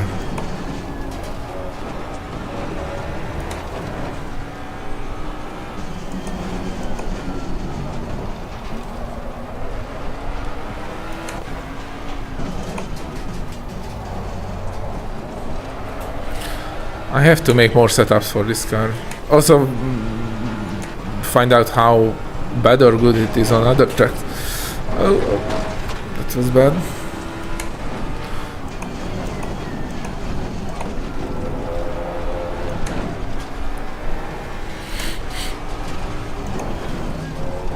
Question is, can I push it under 20 here?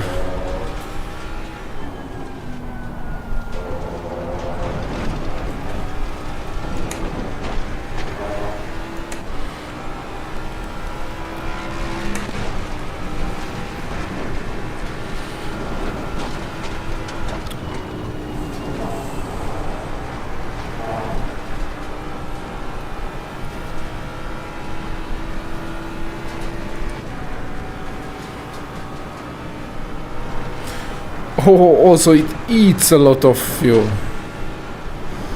Most cars do 15 mid. This does 14.64. It's a thirsty one. Yeah, you have to eat the 8,000 revving V8 with something. That's nothing to be surprised.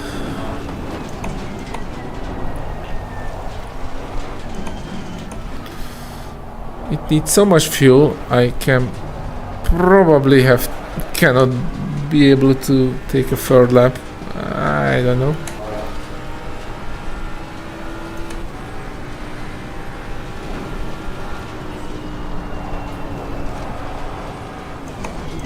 Oh, God's sake. Yeah, I won. Yeah, that was user error. I overcorrected the... Right, this session is about consistency. Try to be fast, but don't push it over. The braking.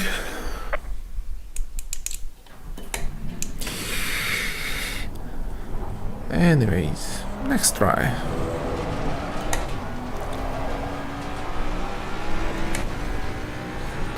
It's good with that with decreasing fuel. Green light, go, go, go. It should not need higher front brake bias, but maybe it was just the rear tires getting eaten a bit.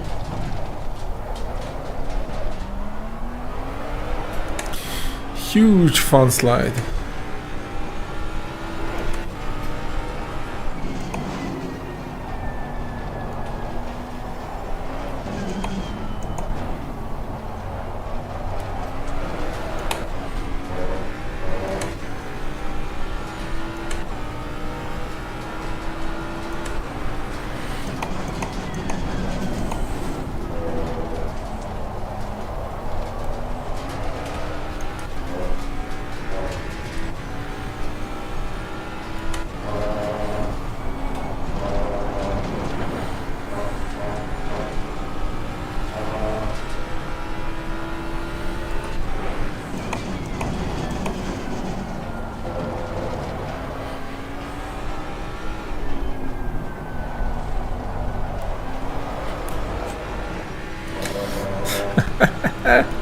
I love this car.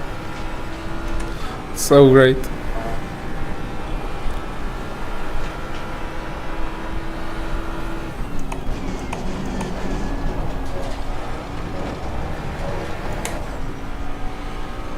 Also, it has useful rear view mirrors, so I can race it.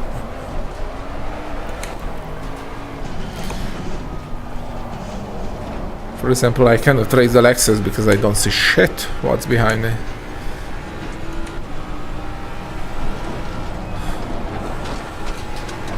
But one thing I will try out is pushing the seating more to the back.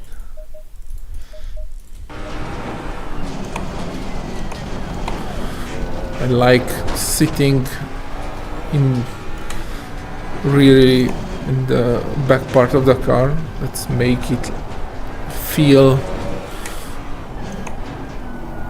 what the car does better.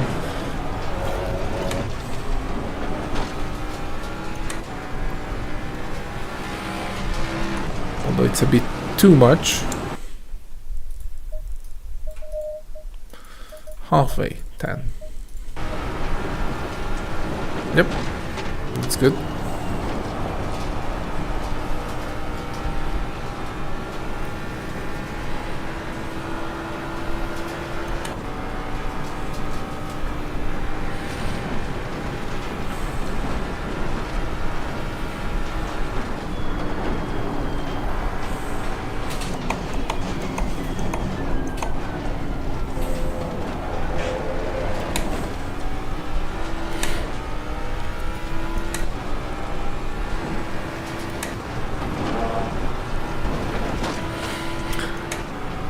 By the way, this car has I think it has a weird weight distribution. It does a few things which is reminiscent to a rear engine. Like under braking, it does you weird things. Weird things for front engine car. Like doing these pendulum effects. I died yet last lap. Those are usually Porsche quirks, and what makes me saying this is the fact that the minimum rear rate, the rear has higher rear rate, which is usually the other way around with front engine cars. For a reason, because the front has more weight.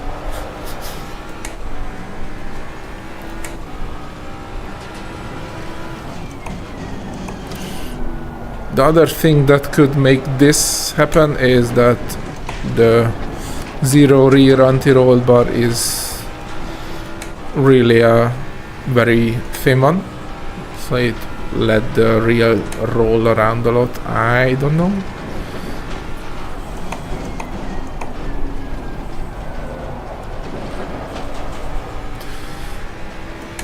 But judging from the lack of rear mechanical grip, I would not say that is a thing. I would not be surprised if this car would have a transaxle, so the gearbox would be in the rear.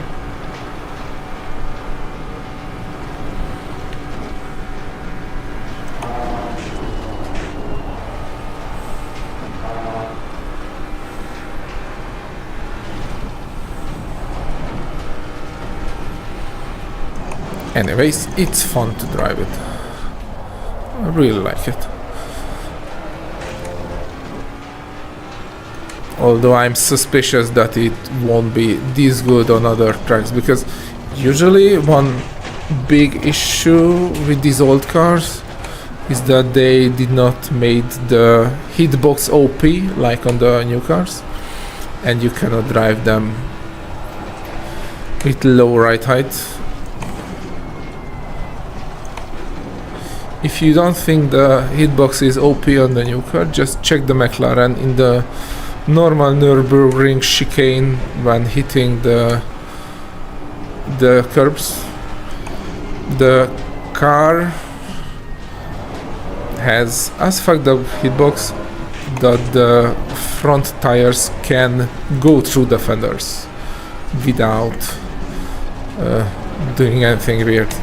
In real life, if that would happen, then the tire will shred or even blow.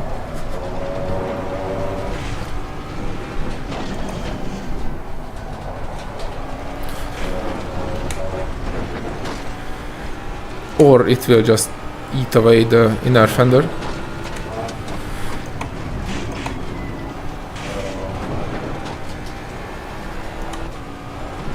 But definitely not just go through there like nothing happened. This fast part is so much fun with the car. It just has the right amount of throttle oversteer and the right amount of stability when you back it off a bit. Just fun.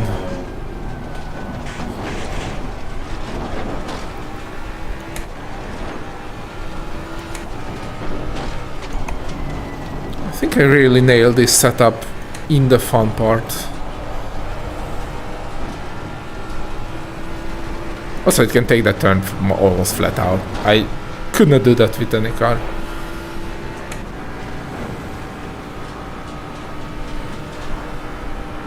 I could set up them to do that, but then they would be deadly in other parts. 277 at the board. That's good. That's a very good. It's like third fastest, fourth, maybe.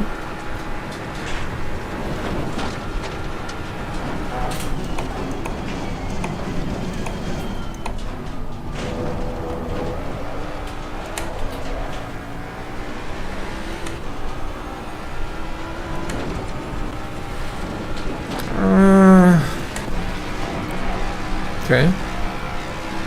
So it was invalid.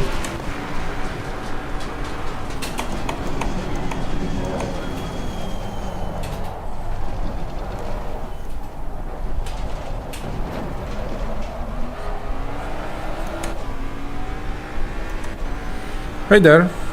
Signature.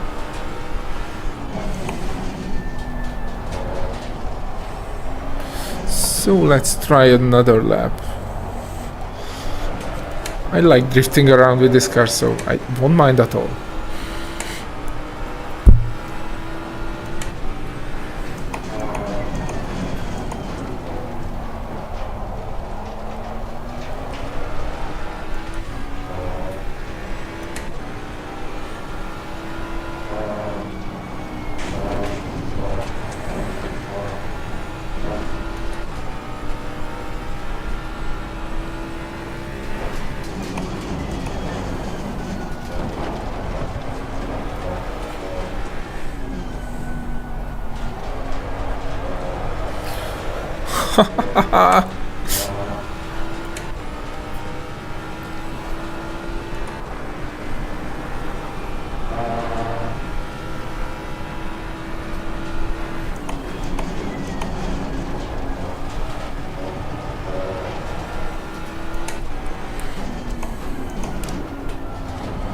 Just turned on the lights for jumping picture.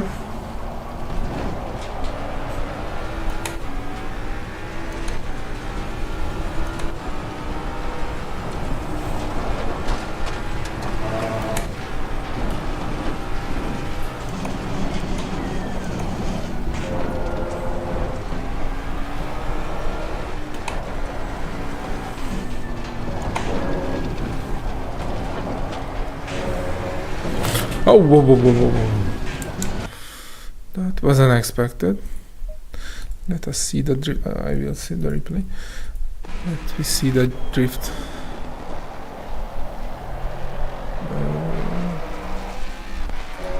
Is it in the... Yep. This corner.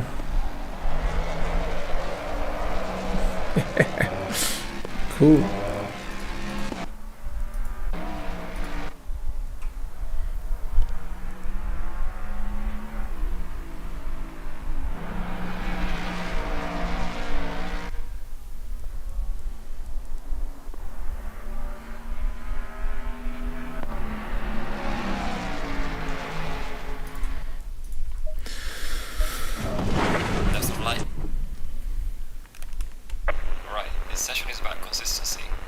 Headache? Don't push it over the limit. No.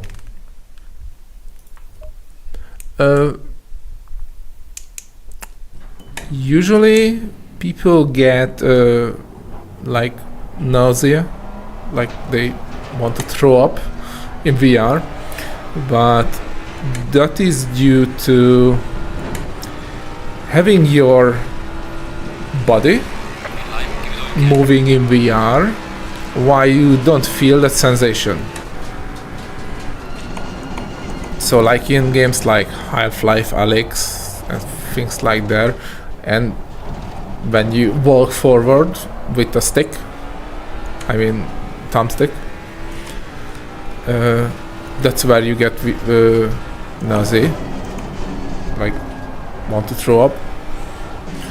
In racing games, due to you sit in the same position, push the same pedals, grab the same wheel, as you see, it is very related to what's happening in the real life, in what's happening in VR. So I never had any issue with VR in racing. I've got like my first very nauseating feeling was when I tried Google Earth VR, which is super fun. Like Google has a lot of cities and almost all landmarks rendered in 3D from their multiple satellite views, probably. Anyway, it's like you are flying, and yeah, that's very weird. Like you fly in VR, but you sit or stand. Sitting is a bit better. Standing is very, very bad idea. That is nauseating. Racing is fine. It is weird when you do that replay stuff, what I did, but although I don't use it, almost never use it, I think because I have like more than 1,000 hours in VR, probably with every title I played I like 2,400. I really got used to it.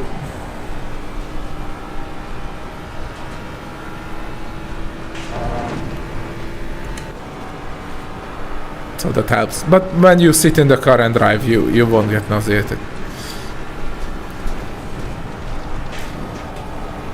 If you would try to drift or maybe even rally, that could be a bit too much first. But track driving, nope. Especially if you would do like in an M2 or a GT4 and not on a track like Nordschleife.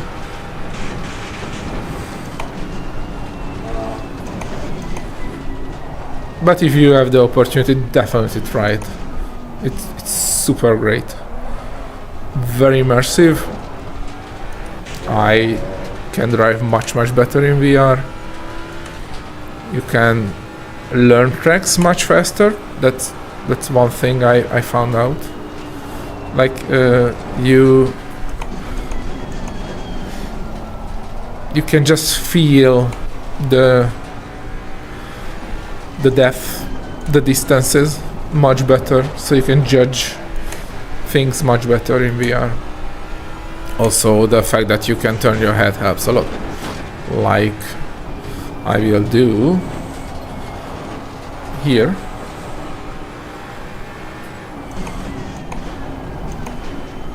I can do this.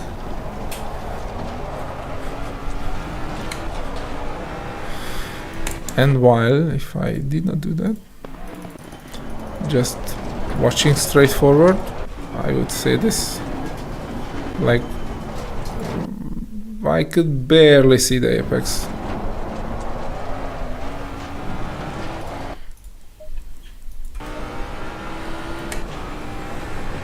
Also, it's very helpful when you are racing closely. And I always mention that you don't see all what I see, because you only see my right eye, and the about 33% is cropped. It has to be cropped because otherwise the steering wheel would be about at the left third of the stream, which is very annoying. I tried that, it looks crap.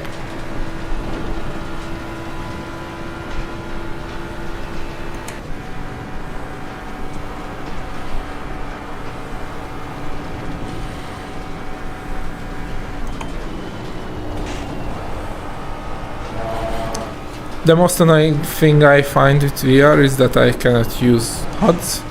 Like the HUD you see, I can't say that. That's for you only. I can only see the inbuilt HUD, like that one on the right and that one on the left. I disabled all the others because they are not important and they are disturbing when they are floating around. And the biggest issue for me is the rear view mirror. This car is fine. The Lexus is unraceable. The Audi is bad. The Merc is bad. And I can drive, I'm talking. The Merc is bad.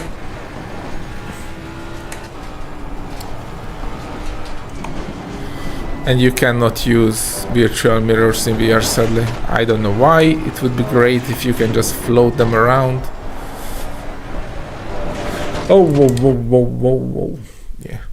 Less talking, more driving. Yeah, that was too close. Try to be fast, but don't push it over the limit. Fresh tires? Yeah. Also, I think I'm getting a bit tired. Like, I don't know how long I'm streaming. 1.5 hours, 2 hours. And while the car is fun, it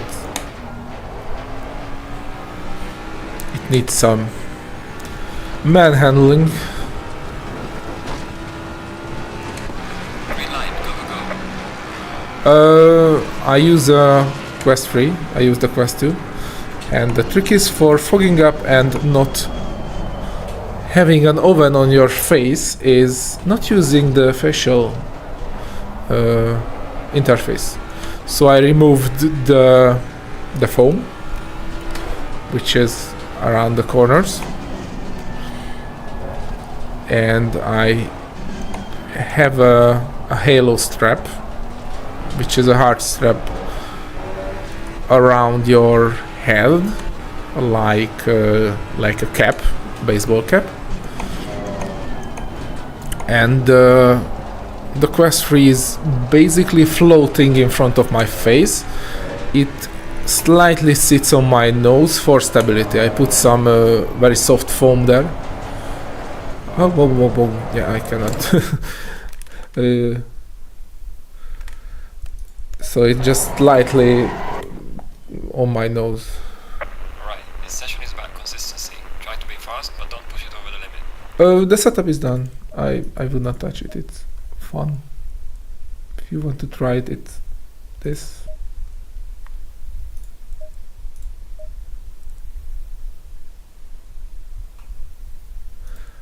The issue is I am getting tired. That's why I drive it badly. But I intentionally left a bit of tail happiness in it. So back to VR. It's a halo strap and sitting on my nose a bit. And this way I have free airflow. The reflections of the lenses are covered by my headphone. I have a very big headphone. And to the side I can see if I want to. Like, it's very useful that I can see the laptop screen. That's how I can see your comments. Just came up with this idea, I think yesterday. Like, chat window 300%. And I can read it while, sort of read it while driving. Also, if you are annoyed by the light leaking it slightly at the sides, most inside to outside tracking VR devices are infrared. So I bought a few infrared 12 volt LED blocks. It's like 6x6 LED, and I have it around in my room, so the headset can do the positioning in complete darkness. If you had an inside tracking headset, then that's even better, because those are working this way anyways. The headset has the LED on it, and those are small cameras for positioning.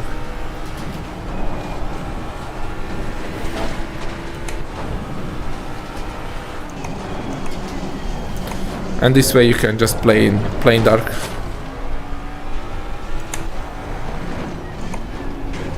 But I don't mind playing in bright sunlight. Well, not sunlight, but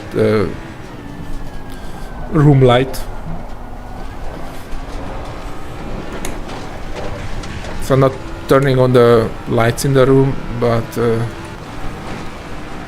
take a break? No way. I won't.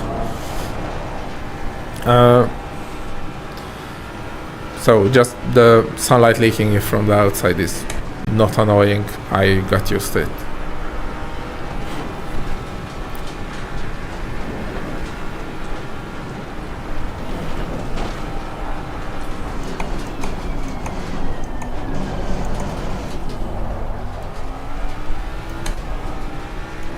Also, I already have a decent-ish lap, like 22 point something. So I'm not stressed.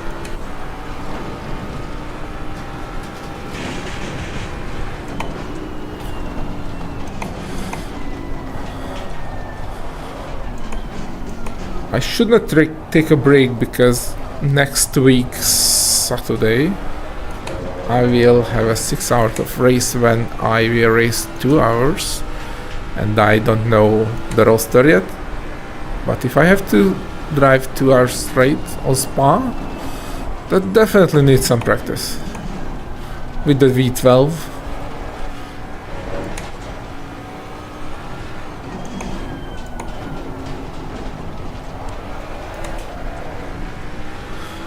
And since I have I think Thomas is silver or gold. It could be gold. Yeah, he's a gold driver with a G29. So he's pretty fast. And the other guy is, I think, silver. But since I'm platinum array, like top split, we will have a penalty for me driving to them. So I have to take a few nice laps at least in that 2 hour. I'm using SimHub for the overlay and some unofficial extension for SimHub. If you need the extension, it's very easy to find, but if you need it, I can check the name for you. It's basically the biggest SimHub extension, downloadable, whatever. And I'm using SimHub for my transducers too.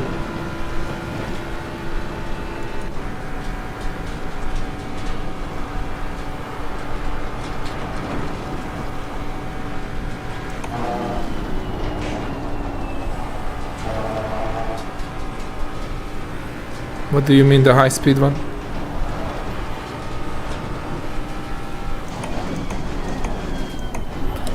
You mean the bottom middle extension?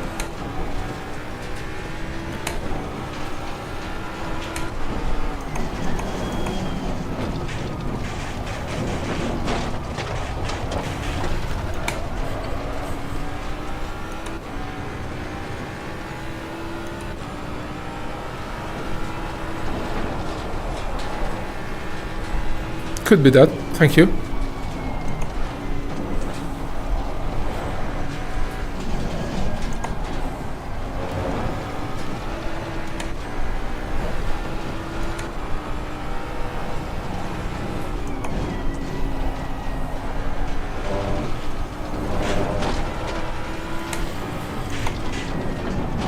I will read the comments after this section.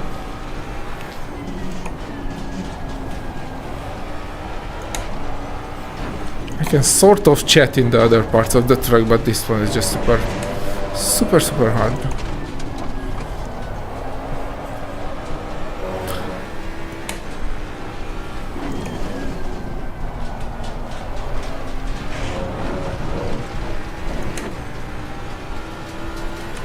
Also, this new wheel is great. It's like a solid brick. Not weight-wise, but stiffness-wise.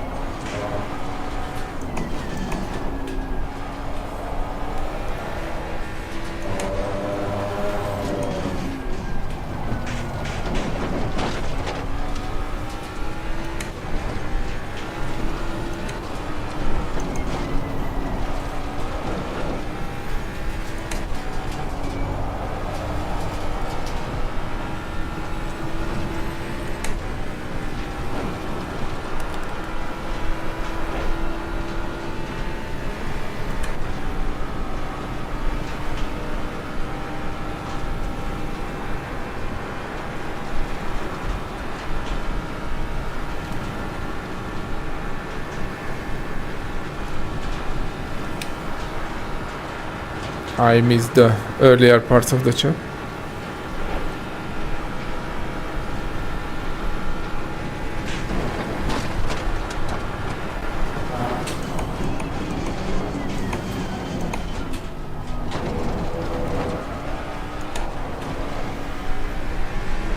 Let's see the lap time.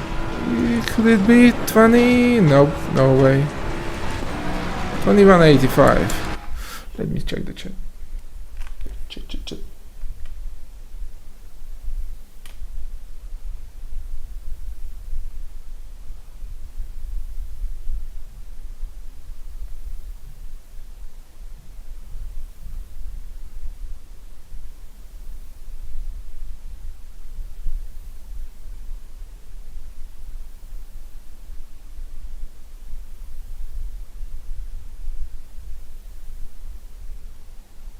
Yes, the left-hander before the foxhole.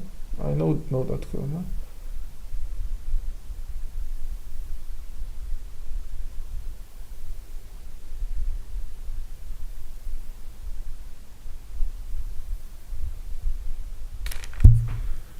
So what about that corner? I guess it's let's see the replay.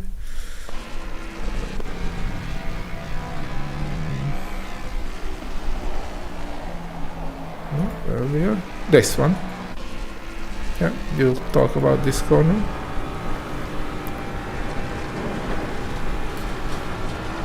This is the fast left-hander.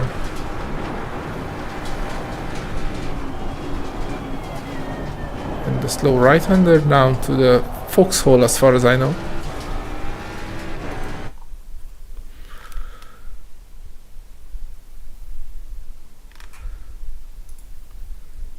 The one before it?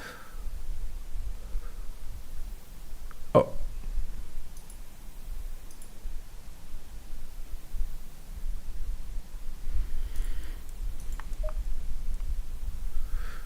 And why do we have this corner topic?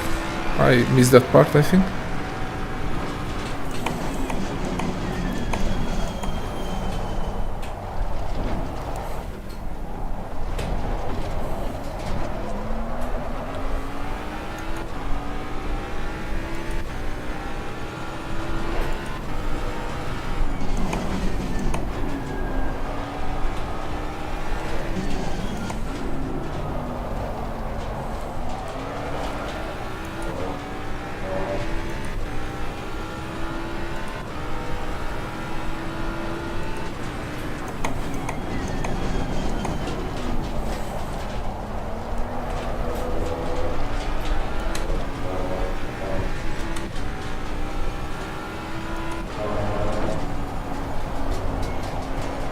Yeah, by the way, there's a 10-second delay between the stream and what I do. So that's why I'm reacting slowly.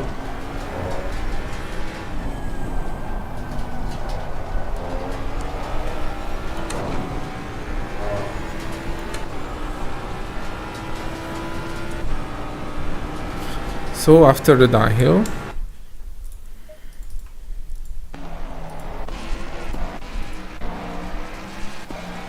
yeah, this is the downhill part.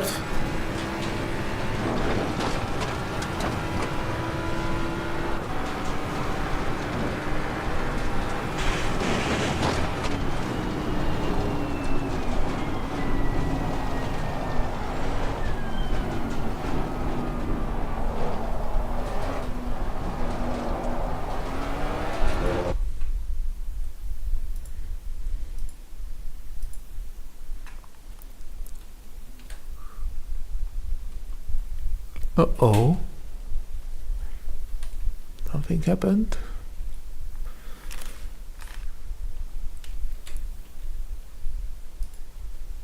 Something bad is happening. Okay.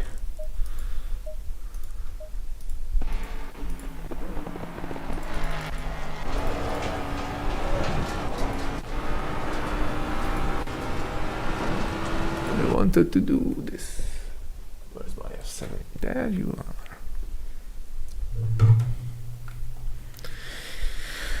Take a look at this beauty.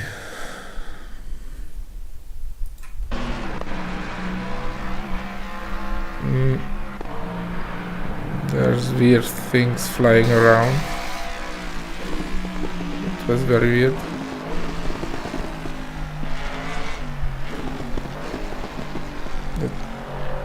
Very, very weird. Like the textures are moving and clipping.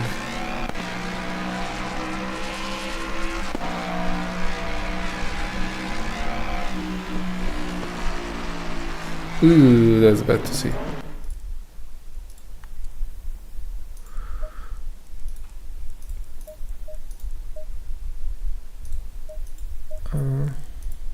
Also my VR feels weird. I pressed F8, I think. I don't know what's that doing. Let me check the performance.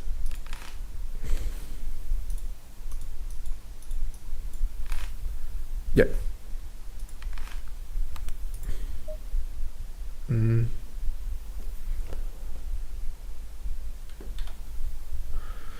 Press F8 again. Just, I don't know. What is going on?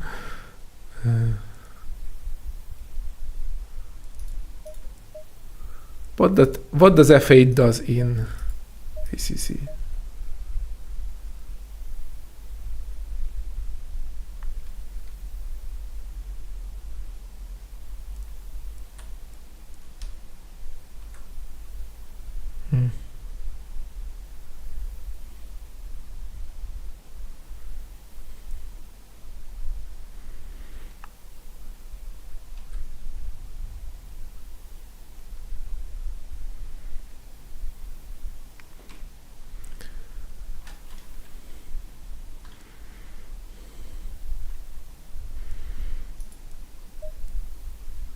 Something is very wrong here.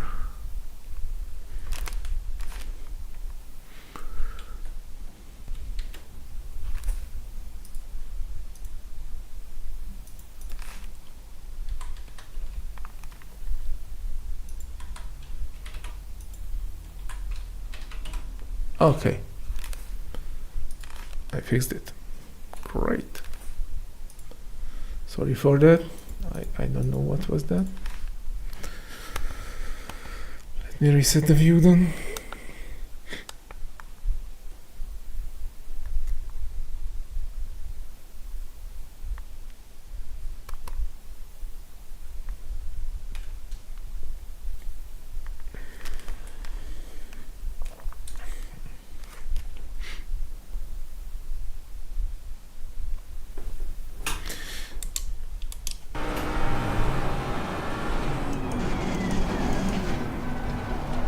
Oh. My arm is gone.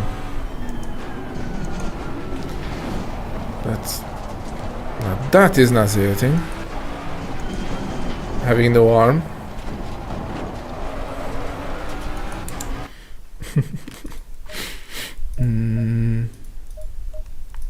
Both.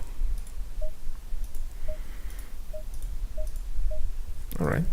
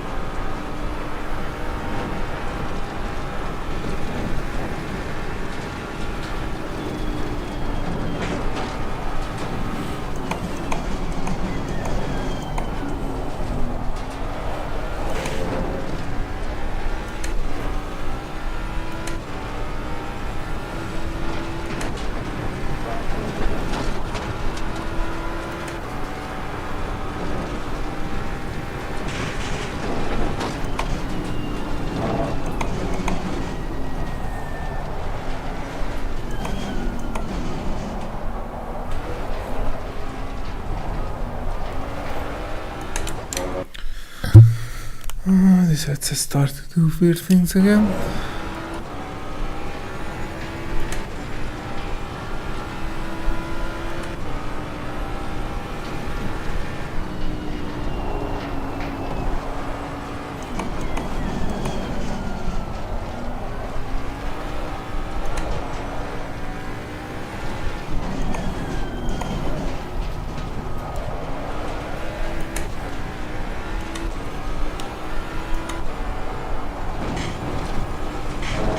Whoa, don't do that. It's bad for your health.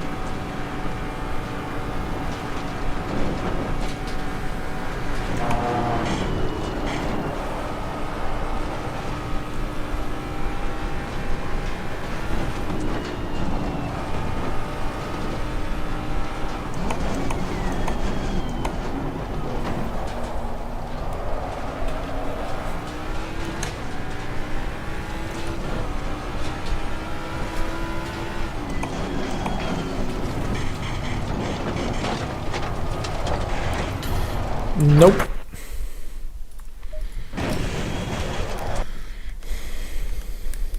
Alright mate, this session is about consistency. Try to be fast, but don't push it too much over the limit.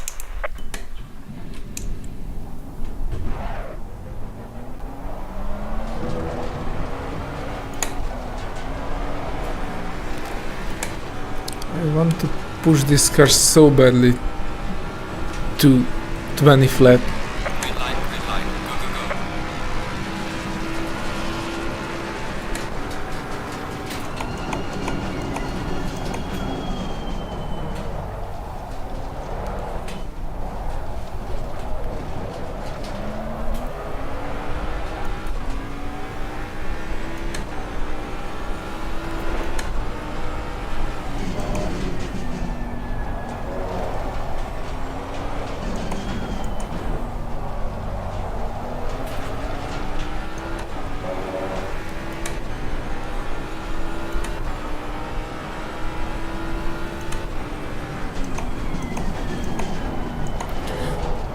For 20 flat I really have to get my driving together.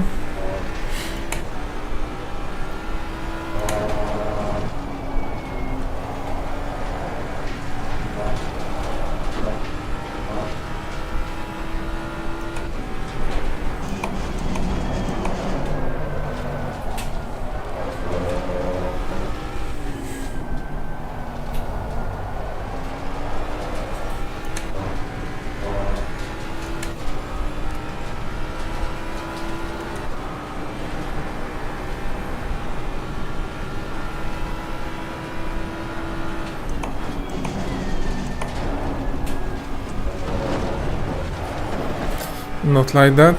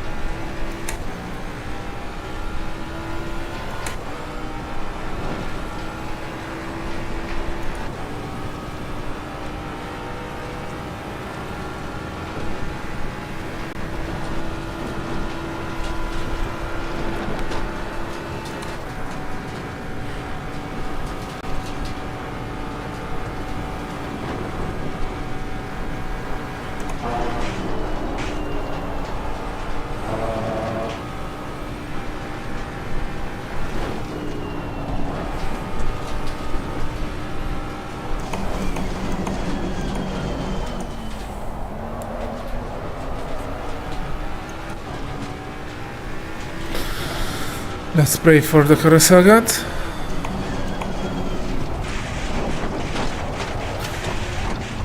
That dropping was a bit too violent.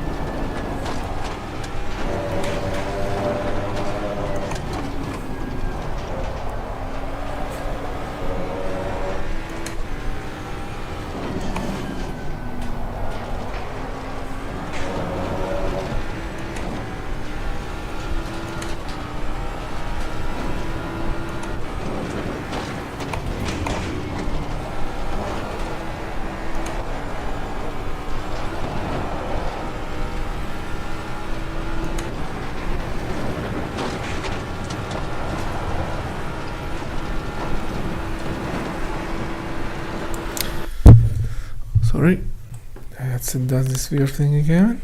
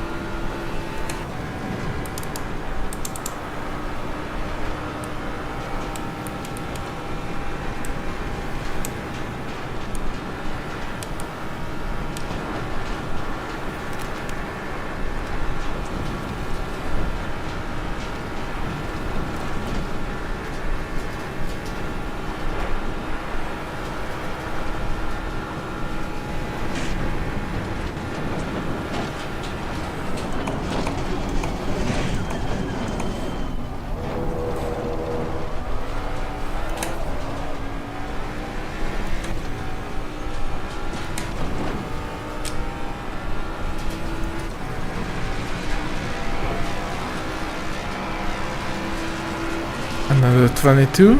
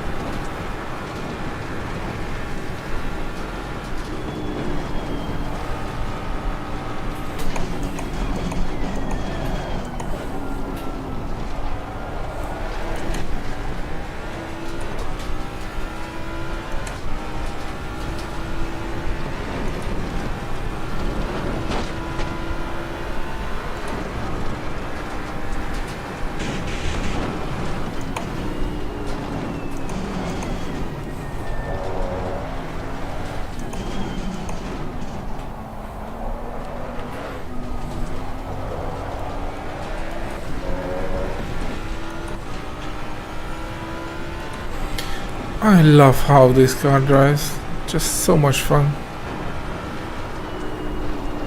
Just don't hit the curbs. has the old style hitbox.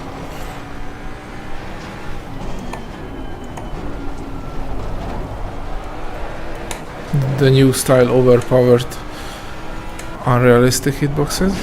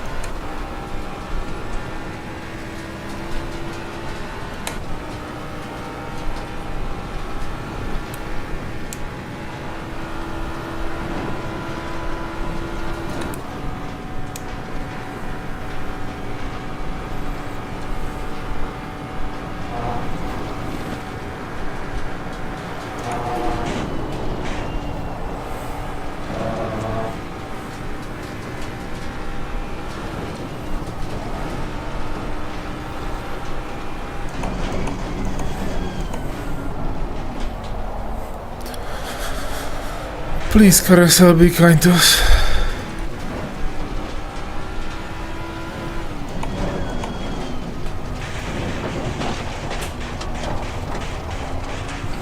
Thank you.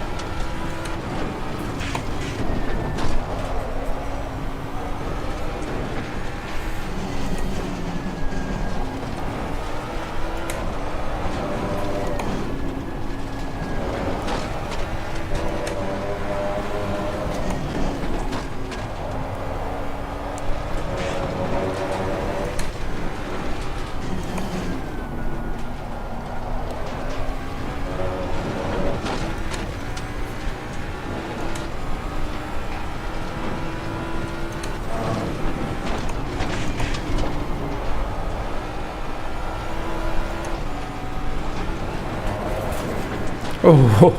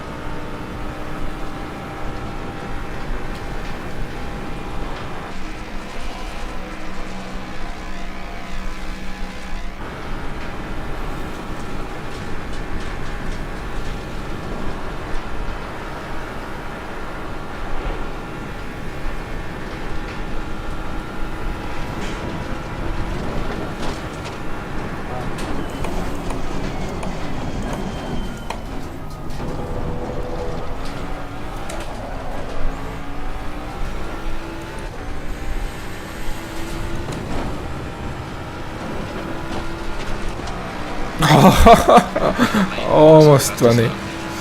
Never mind. That was a good lap. I'm happy with that.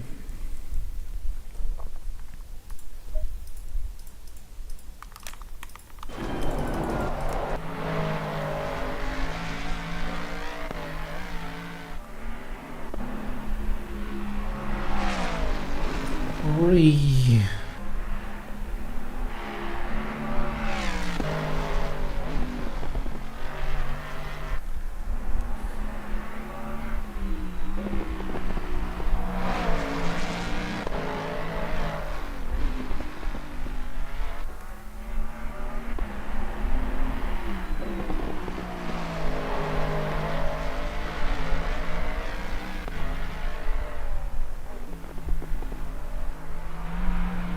That's a view, good view.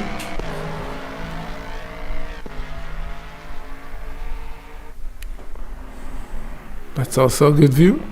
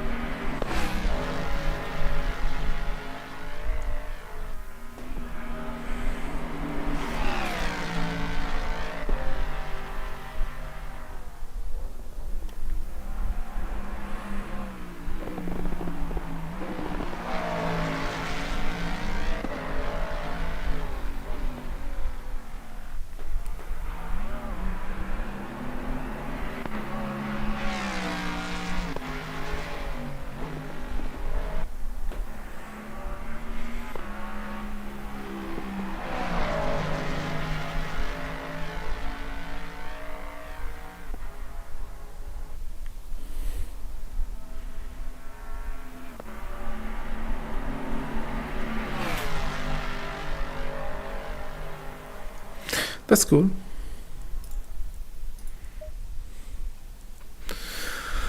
Alright, I hope I saved the replay. And though it's not a completely stable setup, but it's a fun one. If I would like to make it stable, it would be just a bit more front and one less rake. This should do the trick. Maybe I will release both. Like a stable and fun setup.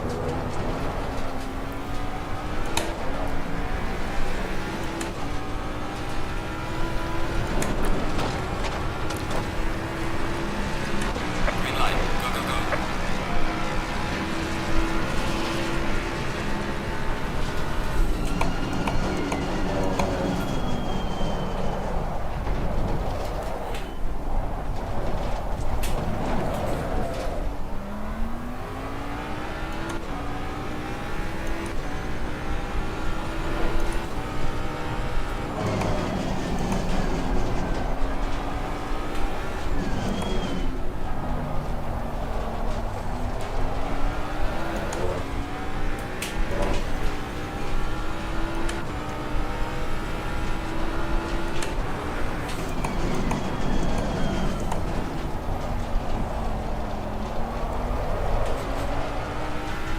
Yeah, it really mutes the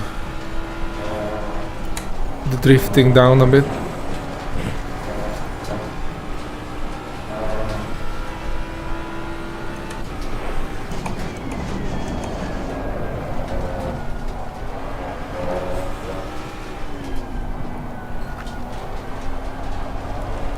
Probably one more brake bias.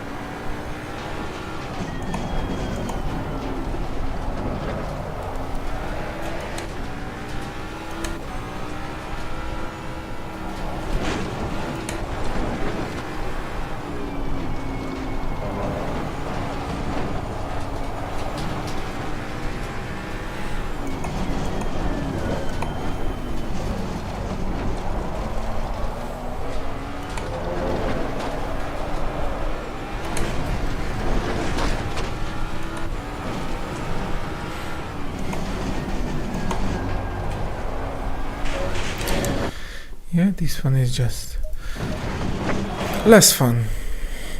Alright mate, this session is about consistency. Try to be fast, but don't push it too much over the limit. 495Y4545.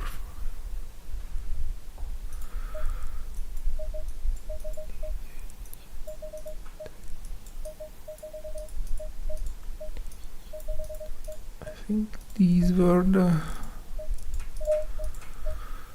pressures.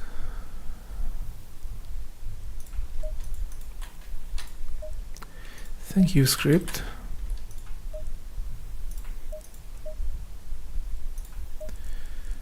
Yep.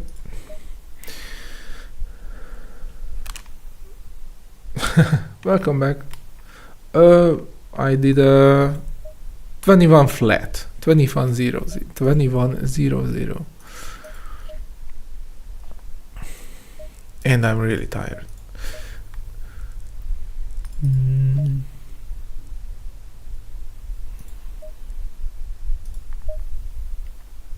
So which corner you were talking about and why?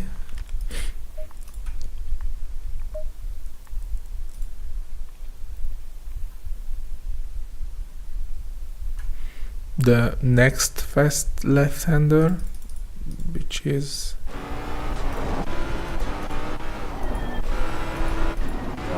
here.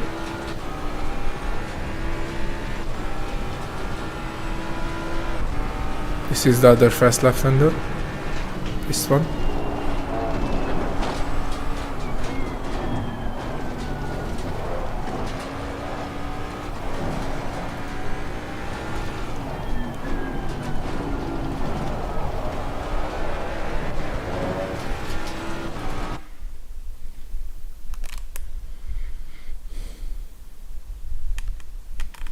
Before this.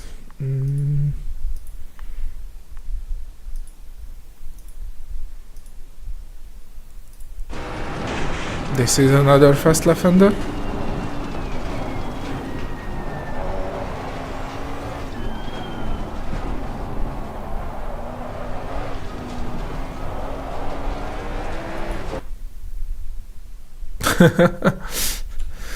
Let me Google that name. Odenauer. Okay, I guess that's one.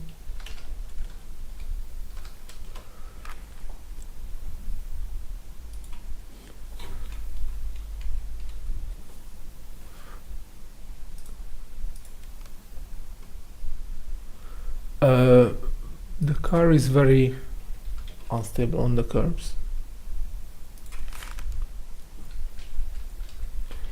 And I'm not risking driving it.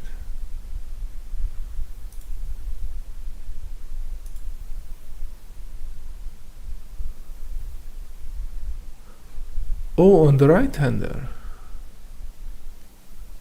Oh, no. I'm having the map in front of me.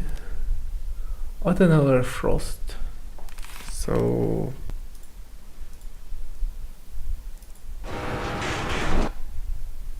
this one. I don't think driving the curb here would do anything. And on this one I just skip the curb because it unstables the car. I think I take it with better cars, usually. Like V8.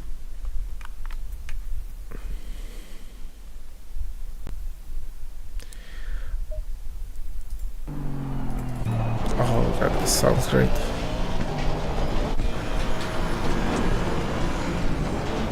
See, with a normal car I do take it.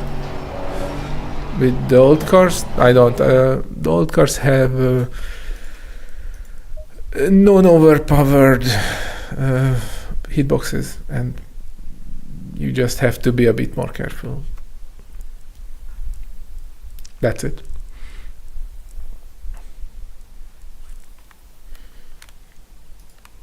How old is this car? Yeah. Older than the Vantage. Is this the oldest car? Or there's the Writer is 17? What? Holy crap. It's like not even that old to be that shit. Okay, the M6 is 72. I thought that's the older. The Jag is the oldest car. Then there's the Vantage. And the old boat. And there's a lot of other 15 cars.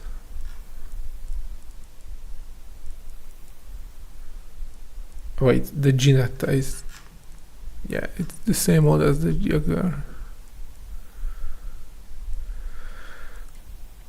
Yeah, the new cars have updated overpowered hitboxes. I don't know if I have my... I'll just drive it. Normal NURB.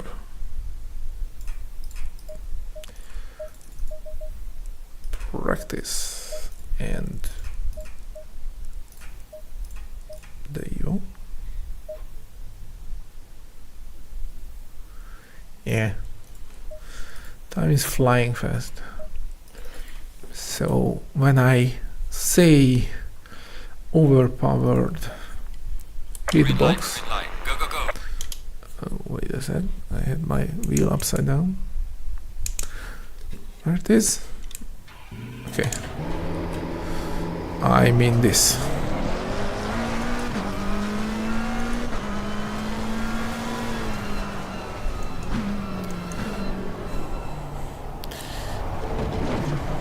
I almost turned left sooner.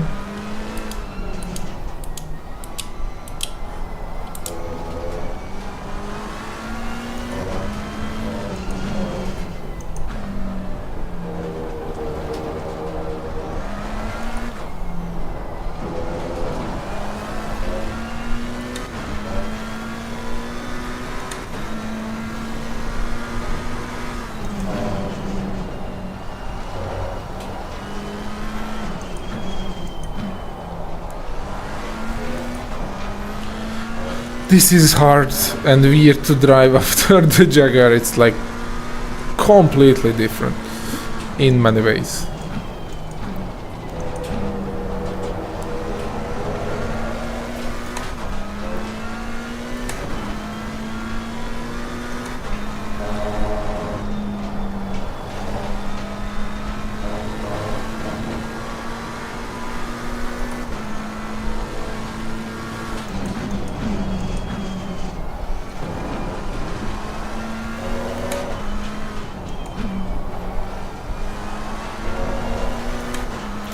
So here comes the hitbox.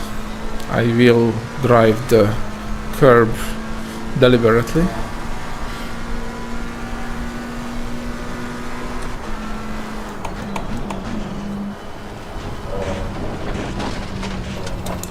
I don't need... No... Oh wait. I know what was the issue. Yeah, that.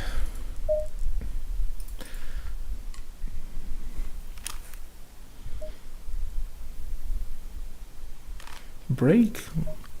I don't need brakes. I will, by the way. I just wanted to show you this. Now we will have a lot of oversteer. Never mind.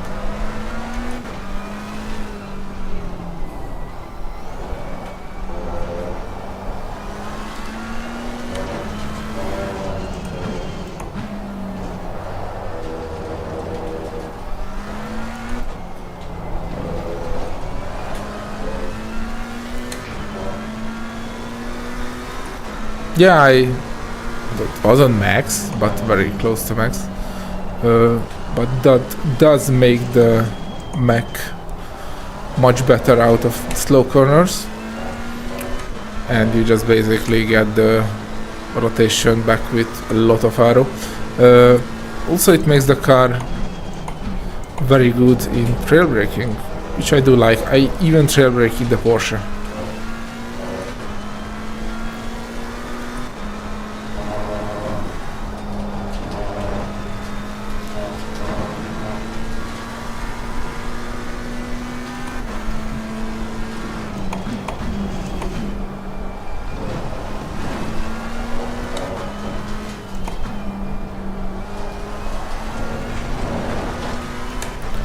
Thank you. Snippy snappy.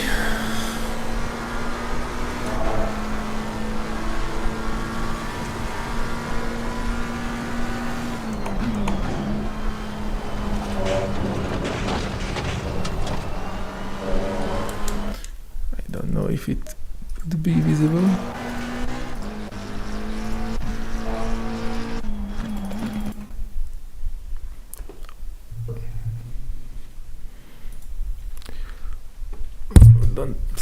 Don't push F8 again. Oh, I did.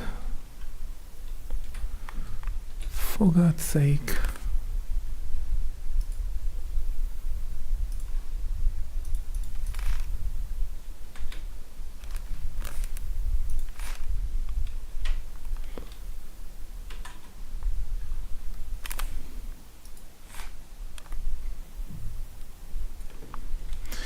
Anyway, I don't know what F8 does, but it does weird things.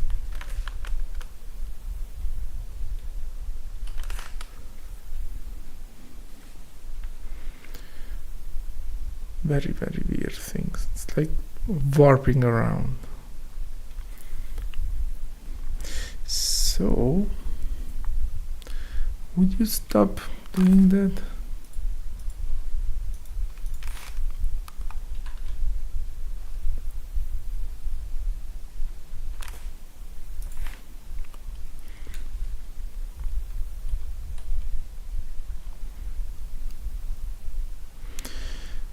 I'm having issues.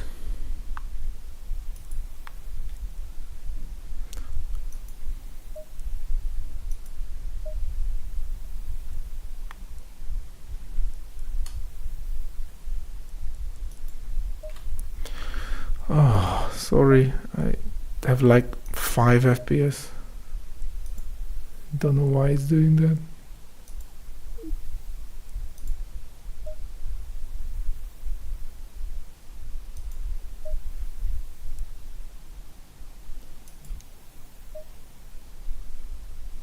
Nope.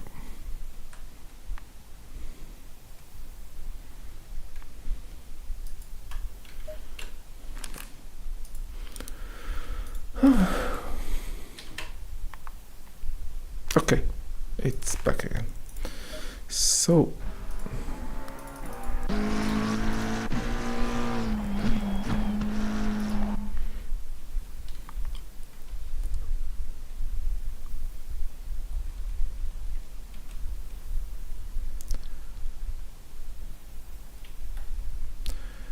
why?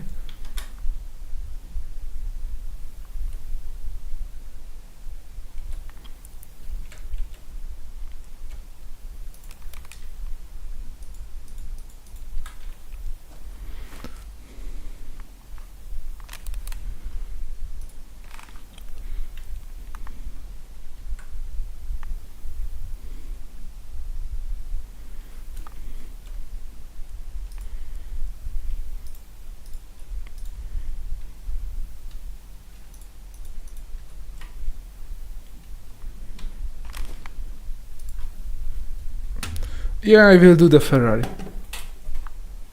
Probably tomorrow or someone. At first I have to find this performance something bug.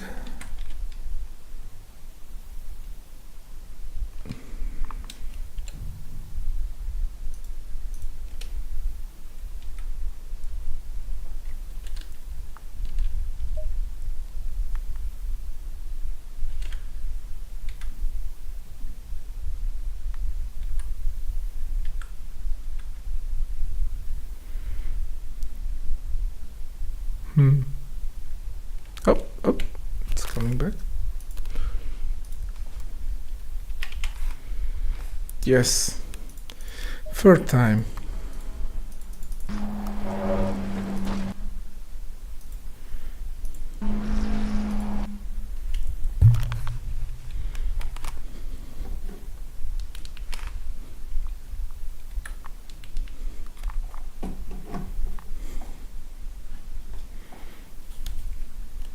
Oh yeah, it was lucky, and it was very bad in the VR. Okay, so don't know if it was visible. Did they fix it? Like, I do remember that this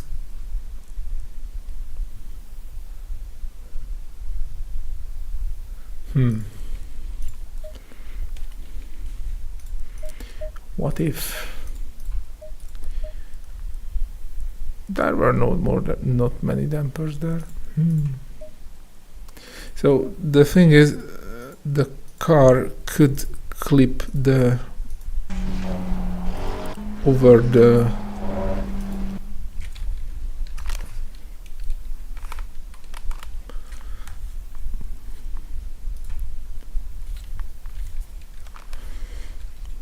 fender. Yeah, it looked surprisingly better. But I do remember I even seen it from the inside. Yeah, that's much better. Yeah, the second part was not that much.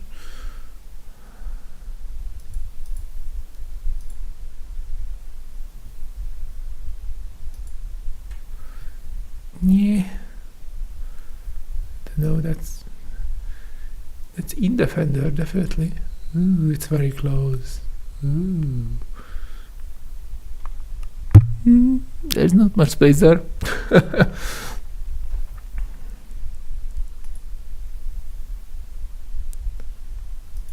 They could probably fix it. Fixed it someone.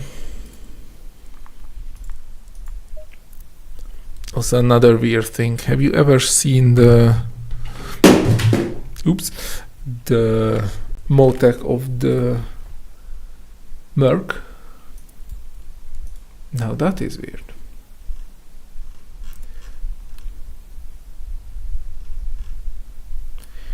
AMG GT Evo. Like, let me open the Jaaag, for example, which has a proper suspension. So this is the Motec of the Merc. The front suspension is under the car, so it goes in negative values. What? No wonder the car drives curves nicely. And this is a normal suspension, if I can click on it. Let me grab back this window.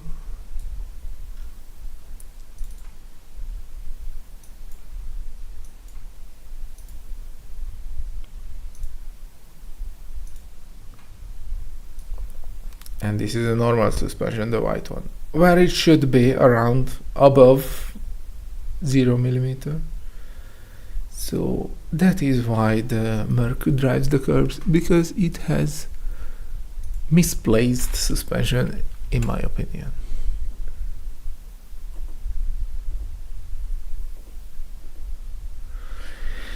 Anyways, I am going to take a break and not have a Kit Kat. It was nice having you around, guys.